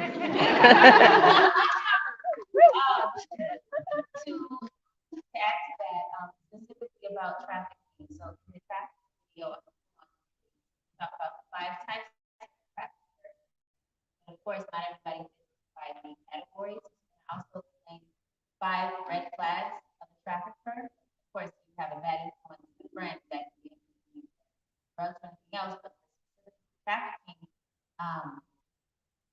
promising you the world, oh, I'm gonna make you a star, I'm gonna love you better than anybody else has ever loved you. We're gonna like a promise that is just too good to be true. Buying a cell phone for someone or some type of a device that can be used for tracking and constant communication. Here we go, way old, right? The old pagers. Who has a pager? Somebody offers a pager. I don't know.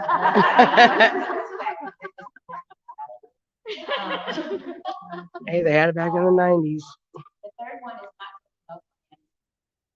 and it could also be couched in a compliment. Like when my trafficker was trying to build a relationship, oh, I have this opportunity for you. Oh, I have to study for a test.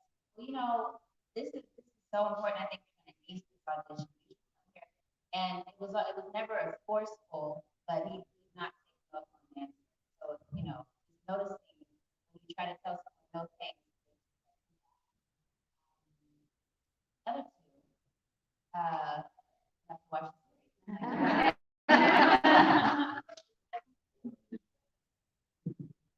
One of the things that you touched on were some of the vulnerabilities, or what are some vulnerabilities? I'll digress here for 1 second.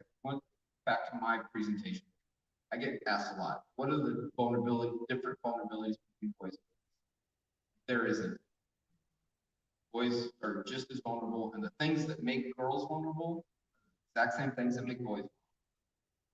Single parent who has to work all the time, can't be present in the child's life. The child seems to be just left to do their own devices to figure things out.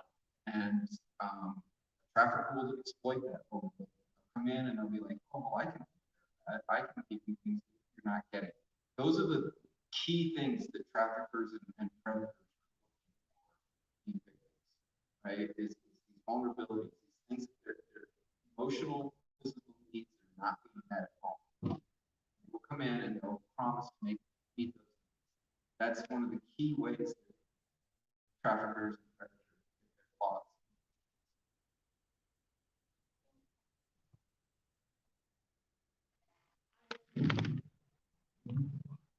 Sorry.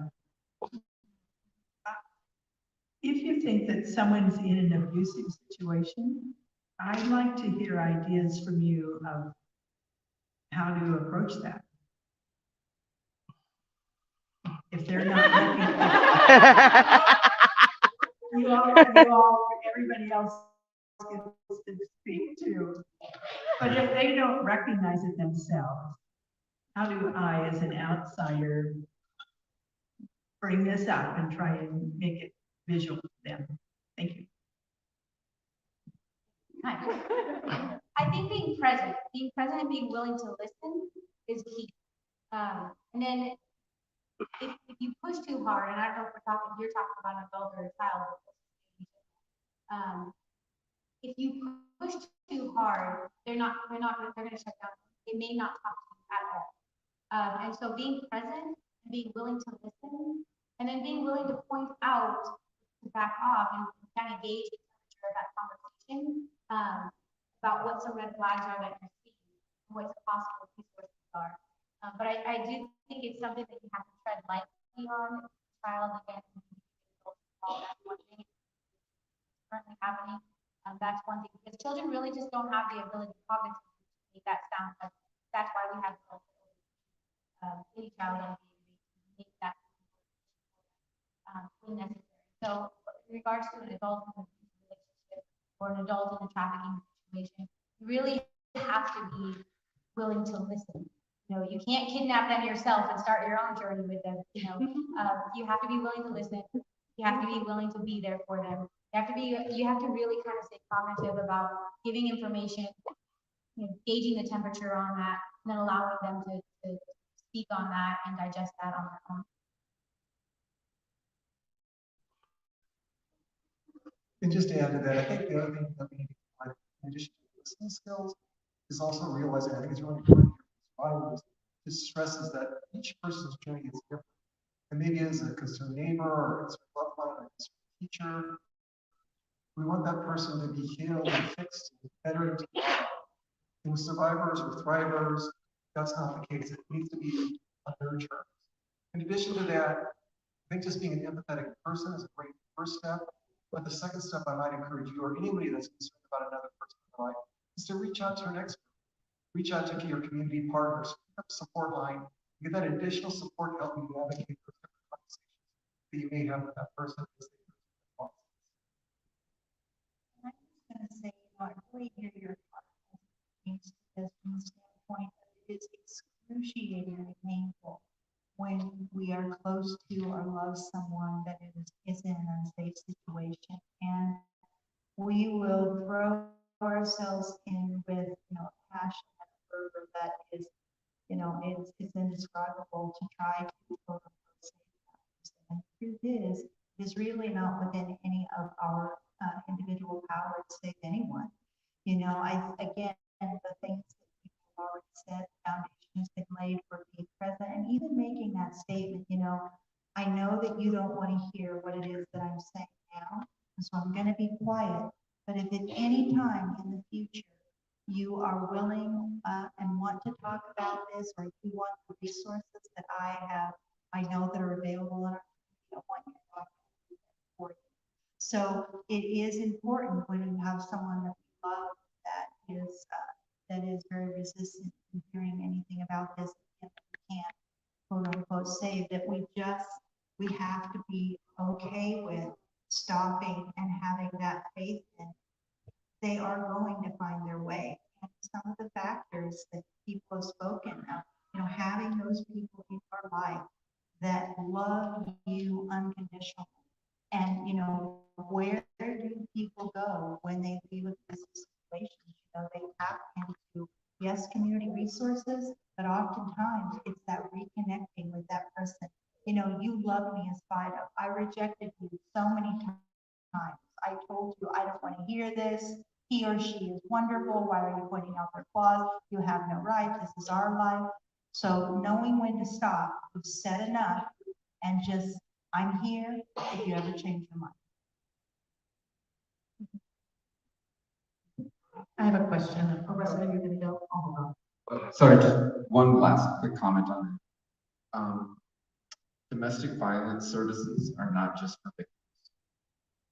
So if you know somebody, call your local domestic violence shelter and tell them, hey, I have a friend who I suspect of being abused. What do I do? How do I help and support them? They will guide you through that process, and they will give you the resources so that when that person's ready, you're right there ready with those resources. That would be my advice. Again, we want to honor everybody's time. I think we have 2 more questions, and then I know the panel will be here and available after about 5 days. We'll go ahead and take those 2 more questions, and I'm sure you can approach everybody else. It's a difficult question.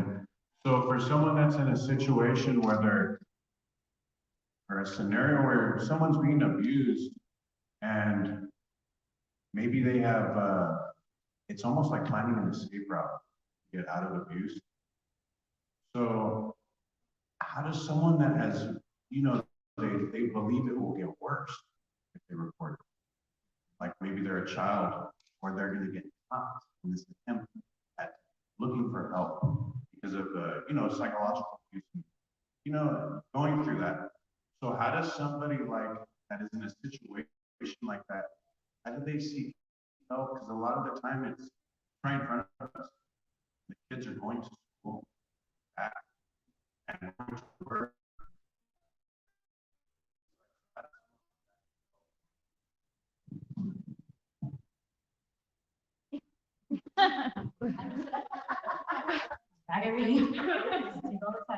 I think the biggest thing to that is really forming a relationship. So I'm the school resource officer. I've been the school resource officer.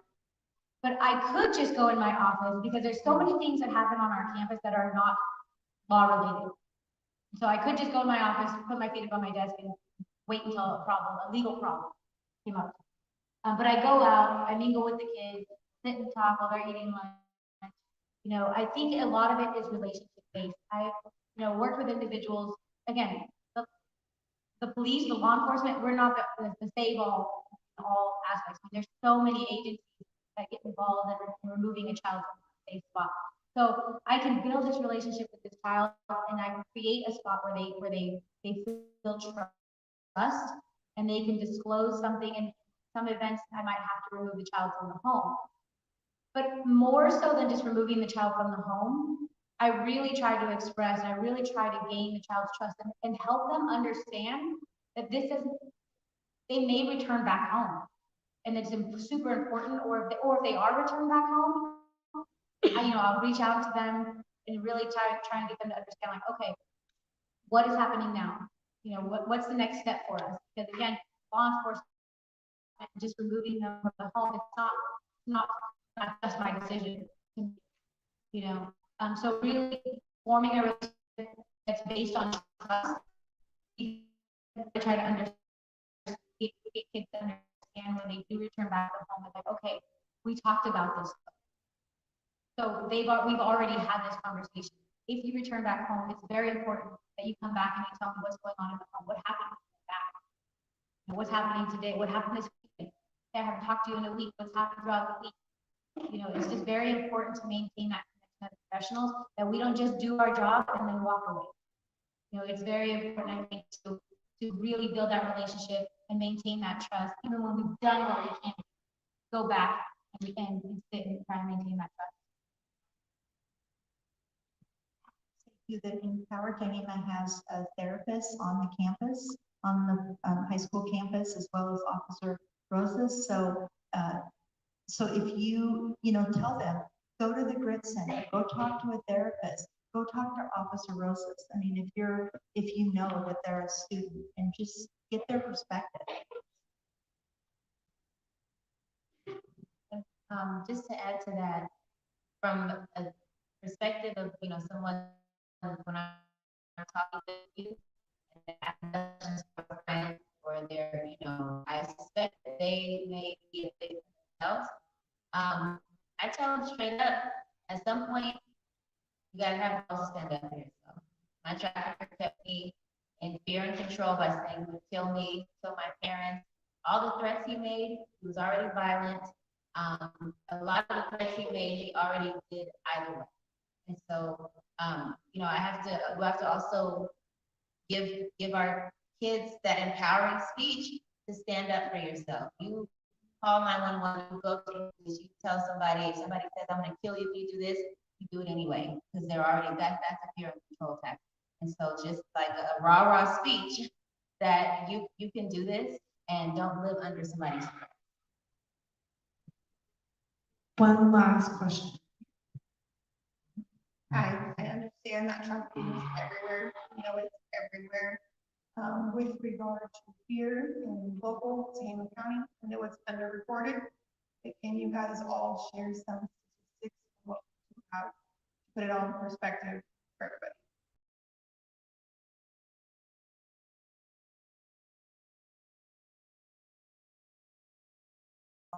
Last year that were between either adult or children who had been commercially sexually exploited, and one who was a victim of labor trafficking.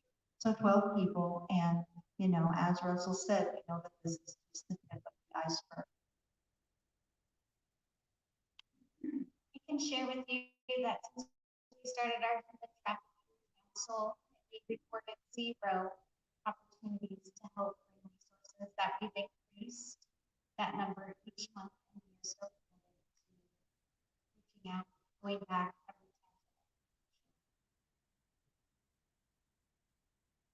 time. And you know, that's more than just numbers, these are people. The IRC whole program currently right now is working with 75 individuals. Labor trafficking in last calendar year, we connected with over 200 individuals. I would just say that we lean on their numbers for us. I don't have any specific numbers for HUMA, but we do work with youth across the state of California, and we offer mentorship, and we do have HUMA foster youth who have signed up for mentorship and want to talk to me. And yeah, because I'm not from here, I'm not exactly familiar with HUMA's specific statistics, but I will say globally, rough estimates is that there's 29 million people leaving slavery worldwide. And it's a multi hundreds and hundreds of billions of dollar industry. And in this country, I think if you put all the money for every state and federally together, maybe $30 million spent fighting. So that tells you how important this issue is.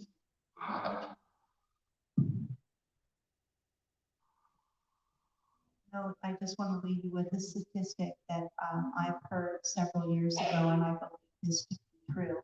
Someone who is in the business of trafficking just one individual and trafficking them continually throughout a year can make $200,000 to $300,000 on that one person. So that's the type of money we're talking about. We haven't mentioned that at this, you know, prior to this, but that is one of the reasons why you see, you know, mafia and that sort of thing. You see a lot of crime related with, you know, we now have sex trafficking as part of that. So I would just like to, our time for questions is over.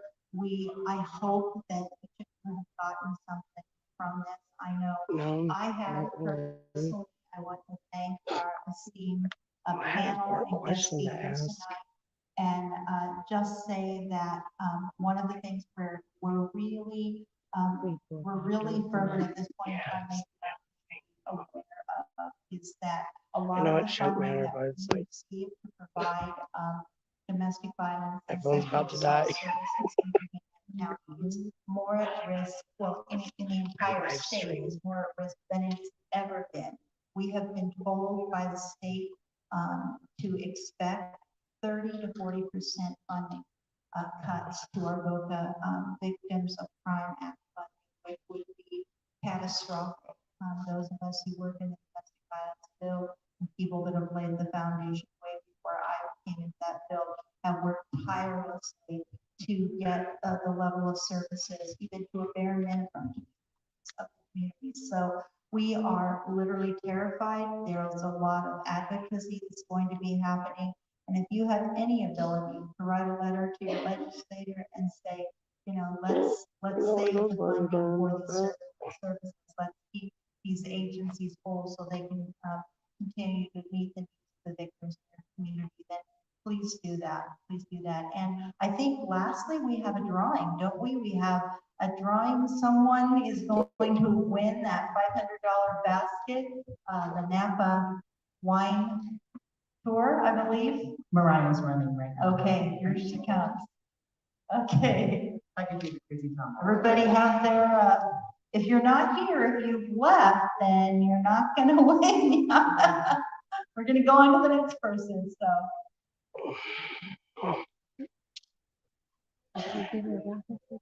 No. Don't you have to pay for those? I don't know. I never saw it. I didn't either. I don't pay for raffles. It's a waste of money, in my opinion. Okay,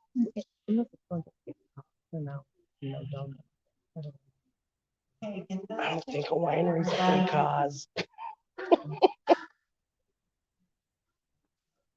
Okay. Okay, the name is Jessica A. I think she works for us. And there is no reason why she can't win this. We're very, unless she doesn't want to for some reason. Congratulations. Okay, so that concludes our event this evening. As Jen mentioned, our panel will be in the house. If there are questions that you'd like to meet with them individually and ask them, they'll be happy to spend a few minutes answering those questions. But thank you so much. Wonderful community.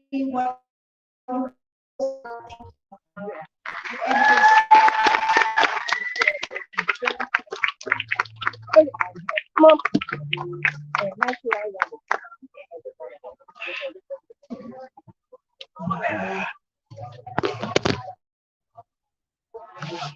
Maybe I can get to them before a line of people can.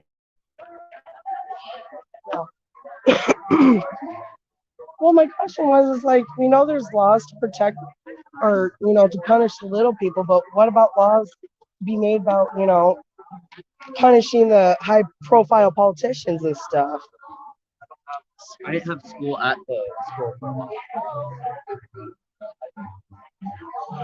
What is this, for the meet and greet?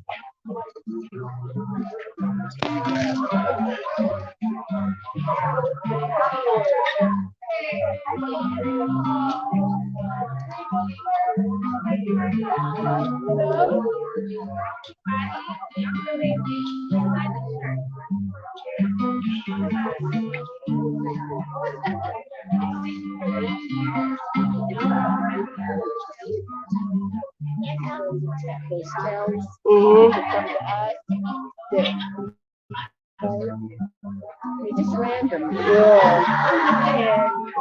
I don't know how you recognize to tell what you choose. That's what I want. This community. Yeah. Besides reporting, you still have time to report it because it's security. Yeah. My mom did take off already.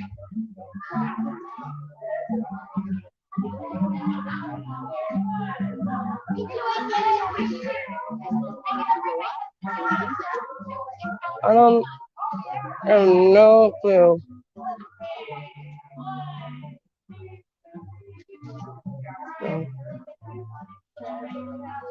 Can't believe nobody wanted to stick around and watch this with me.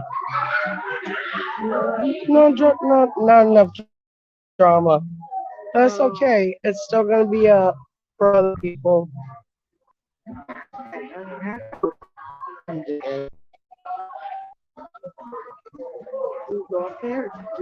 I don't know.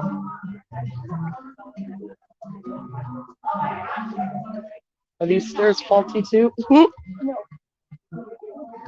So the main people I want to talk to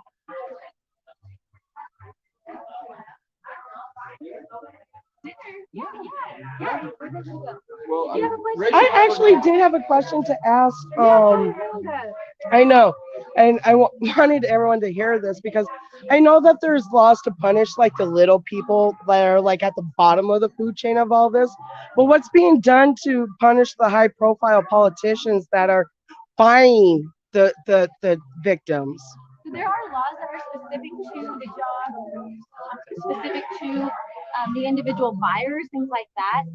Obviously, when we come, with a Mhm. victim of human trafficking of any sort, labor trafficking, sex trafficking, Right. whatever it might be, right? Whatever type of extortion it is, we work a lot with the district attorney's office.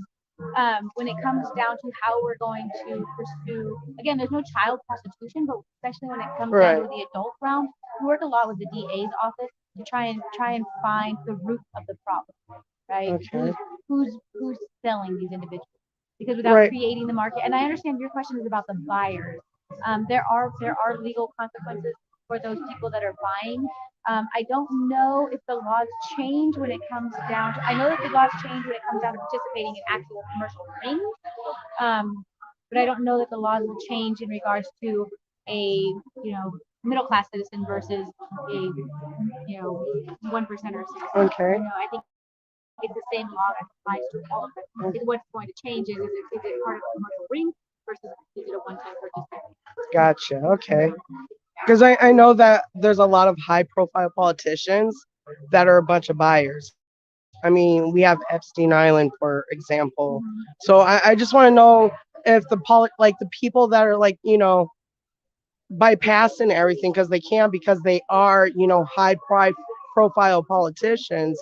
I just want to know if there's like anything that's going to in the future or anything going on now that's going to help bring them down too and Right. not let them get away with what they are getting away Yeah, with. the laws are created equal for all. I think where some of the misconfusion is obviously they're in a financial position to hire multiple attorneys. Yeah. Right. And so that's obviously going to fare a little bit differently than somebody that has, a public defense. Right. Yeah. But in regards to the laws, again, they're equal in all applications of it, whether it's a middle class or low class citizen versus a 1%er, a million billionaire. It's the Okay. same law that applies. Where I think where the difference comes, and I think where the polarization of that unequal treatment is in regards to their ability to defend themselves with in court with lawyers. Yeah. You and I would probably go with one lawyer if I I probably wouldn't even get one with mine. Right. And so, but if you've got millions of dollars, obviously you're probably Your money hiring- talks. Well, you're probably just hiring more lawyers. And Okay. more minds to combat you. Well, then the lawyer should be punished too with that. Yeah, everybody has that right to defend. Yeah. Well, thank you. I just want people to know that, the people that are like way up here are going to be punished just as much as the people that are trafficking the kids. Yes. Or not just kids, but anyone in general. Yeah. So the laws are different in regards to what crime is being committed. So which side you're on, when you're the buyer or the seller, the laws specifically are different, and so are the associated consequences. Okay. So I don't know what the exact differences are. I don't know what the trafficker's consequences versus the buyer's consequences are.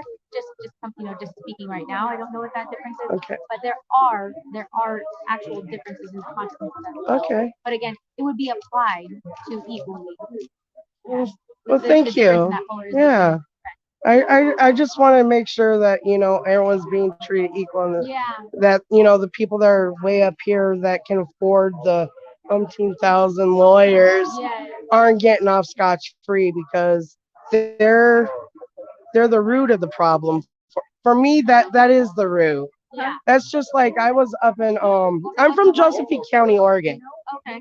I came all the way down here and stuff, and not specifically for this. I was down here visiting family and just happened to see. I'm like, oh, dude, I'm going. Because in Grants Pass, Oregon alone in 2022, there were over 12 human trafficking busts. Is And that right along the 5? Yep. Anything right along the 5 is a huge corridor. And not just the 101. Yeah. I've been out in Del Norte County, and that, to me, in my opinion, is one of the more corrupt, just because it's on the coastal. Like I've lived in San Luis Obispo to see the corruption there with, the elite there, all the way up to, Washington coastline. Like I would not doubt that, especially with Crescent City, they have their own little airport. Yeah. And I'm sitting there looking at the air traffic come by, like, it's a small little town. You got like these, Everybody knows, yeah. 3 o'clock in the morning, you got this like, nah, some shady's going on, So it's just, I was approached actually by a scout. I don't know what you guys specifically call them, but I call them scouts. We were in a park there in Josephine County, Grants Pass, and this guy, you could tell he's from the islands. He was black with a little island accent. Said he was from California, but yeah, he's in Grants Pass, Oregon. He's in a car with Florida plates, but says he's from California. But you up here in Grants Pass, Oregon, where it's majority white families, And the other thing I wanted to bring awareness that, there's a lot of homeless because I live in an RV, so I know. Then that's one of the reasons why I was approached, because there are a lot of young homeless minors out there, and that also needs to be brought to attention that, you got all these youth out there that are homeless and they're getting swooped up left and right because they're in that vulnerable state where, so. There's a need to be filled for sure. And I'm feeling really sorry for what's going down at the borders right now with all them people. Yeah, they've got their hands full. They do. Well, thank you. Yes. Thank you for having this, because I'm actually live feeding. Oh, okay. I'm a YouTuber, so my Okay. I want to introduce you. I'm sorry, I No, didn't that's interrupt okay. you. Yeah, we were done. Thank you so much, and thank you for your service. I actually want to introduce you to our kind of like our outreach. The top lady. I wanted to tell her that you were interested in the YouTube thing and stuff like that. Okay. I'd love to introduce you. And why don't we'll just go up this way. Okay, sounds good. Hi, how are you?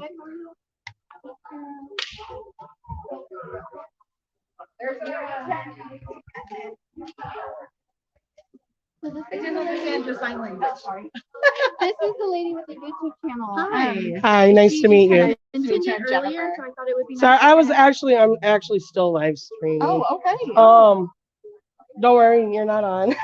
Well, I mean, you are, but your faces aren't. My whole YouTube channel is all about exposing corruption, bringing awareness to such things. Well, that's why I'm glad you guys had this, because it gave me the opportunity to come in and actually film it to help spread it. So yeah. If you grab our cards out there, and my name's Jennifer. Okay. I'm the Outreach and Prevention Manager. So if you just call and ask for me, they'll put you through to me, and then however we can help or support or resources or whatever. Okay, awesome. Is helpful. Because like I said, with all the literature, I got like my pockets are totally stuffed. Yay! I take the literature and I actually do live streams where I read. Perfect. Because it needs to get out there. Yeah, thank you for that. We appreciate it. Thank you for being here to help bring the awareness. Because like, the question I brought up, like schools and stuff, like what kind of protections around them, So they actually have programs too. They have people that are behind the screens that actually are employed through kind of like a Homeland Security kind of thing. Thank you, Jen. Kind of through like a Homeland Security kind of thing, where that they actually are employed through certain programs where that they can see if there are predators connecting with like trying to get to the kids on school campus through their computers and things. So they're able to, it's kind of another combat system. Yeah. But I mean, they do have those out there. They do implement, trying to stop this. Oh no. Hold on, I lost my cane. I'll go. That's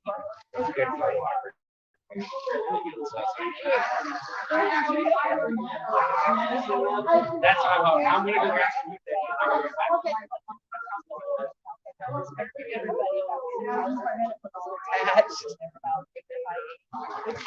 Sorry about that, guys. Whew.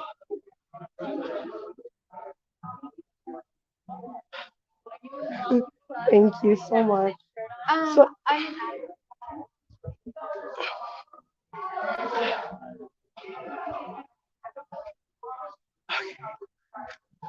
Okay.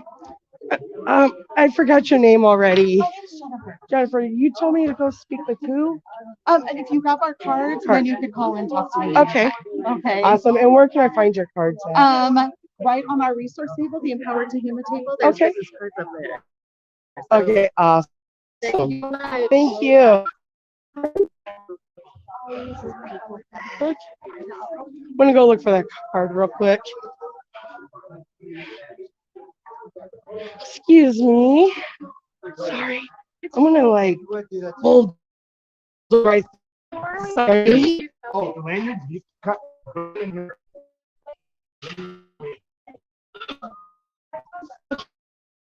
gonna go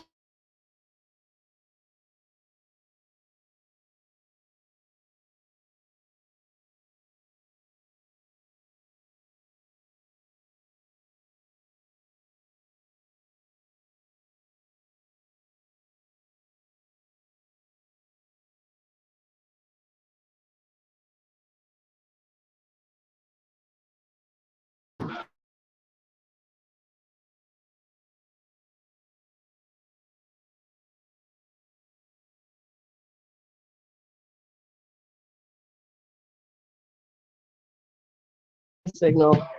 Oh, there we go. I've been live. Closing corruption, politics. Yeah, such a win. It's amazing. Do it.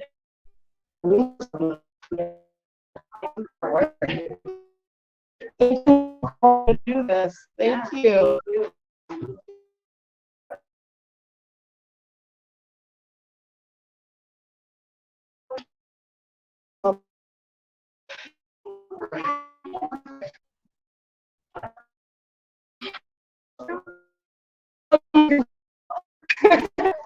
I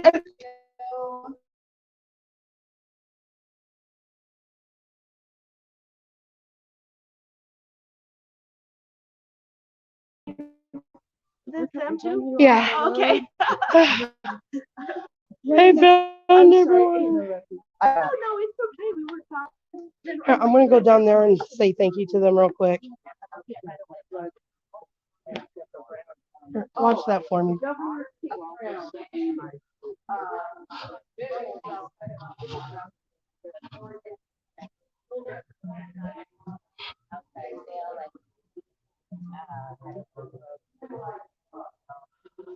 Actually, on my website, I tell the story of the first night I was home and how that happened.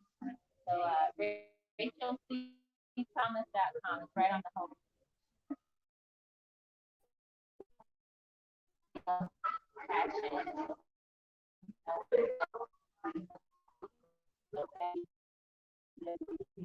That was the start of my healing journey.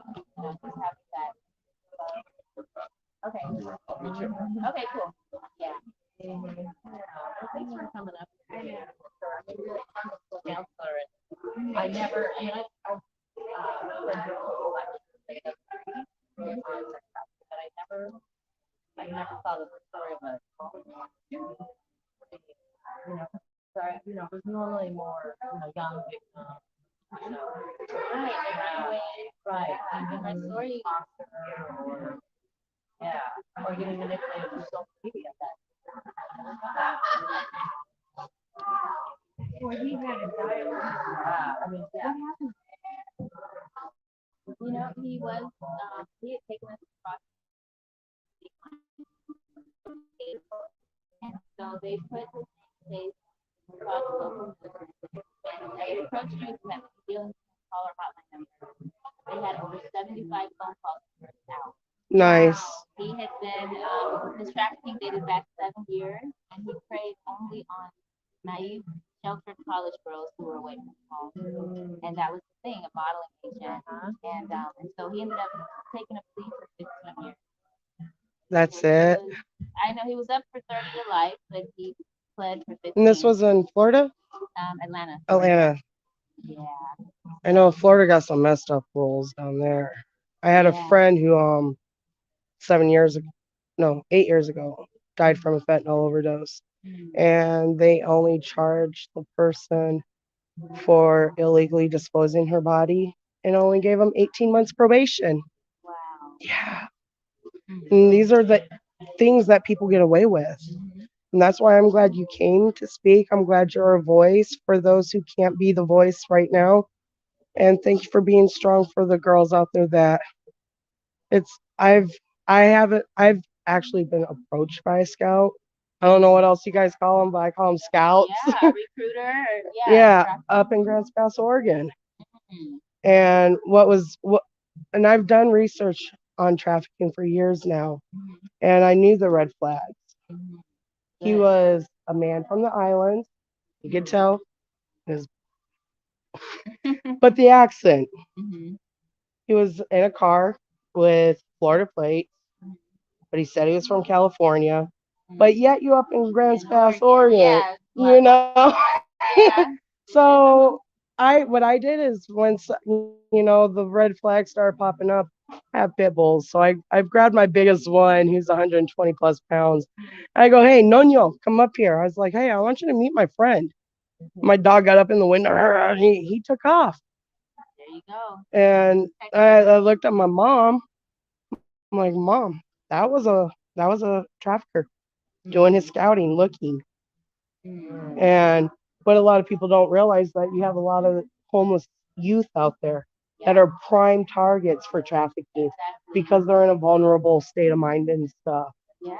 So yeah, it's crazy. I don't have kids of myself, but I have a lot of nieces, and I do this for them. Good. I hope that you do take the information back I- on the flyer and sit Yep. down with them and watch it and They're probably tired of it now, but you have to pound it into their heads. Thank you and have a blessed weekend.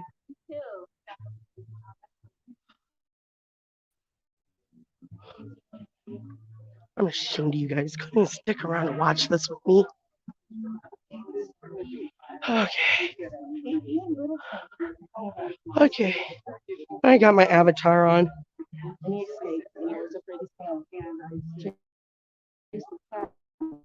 One of the legs and the owner's gonna come down to $10,000 for my cow. The legs of the cow? Well, he chases the cow. Oh. He chases them and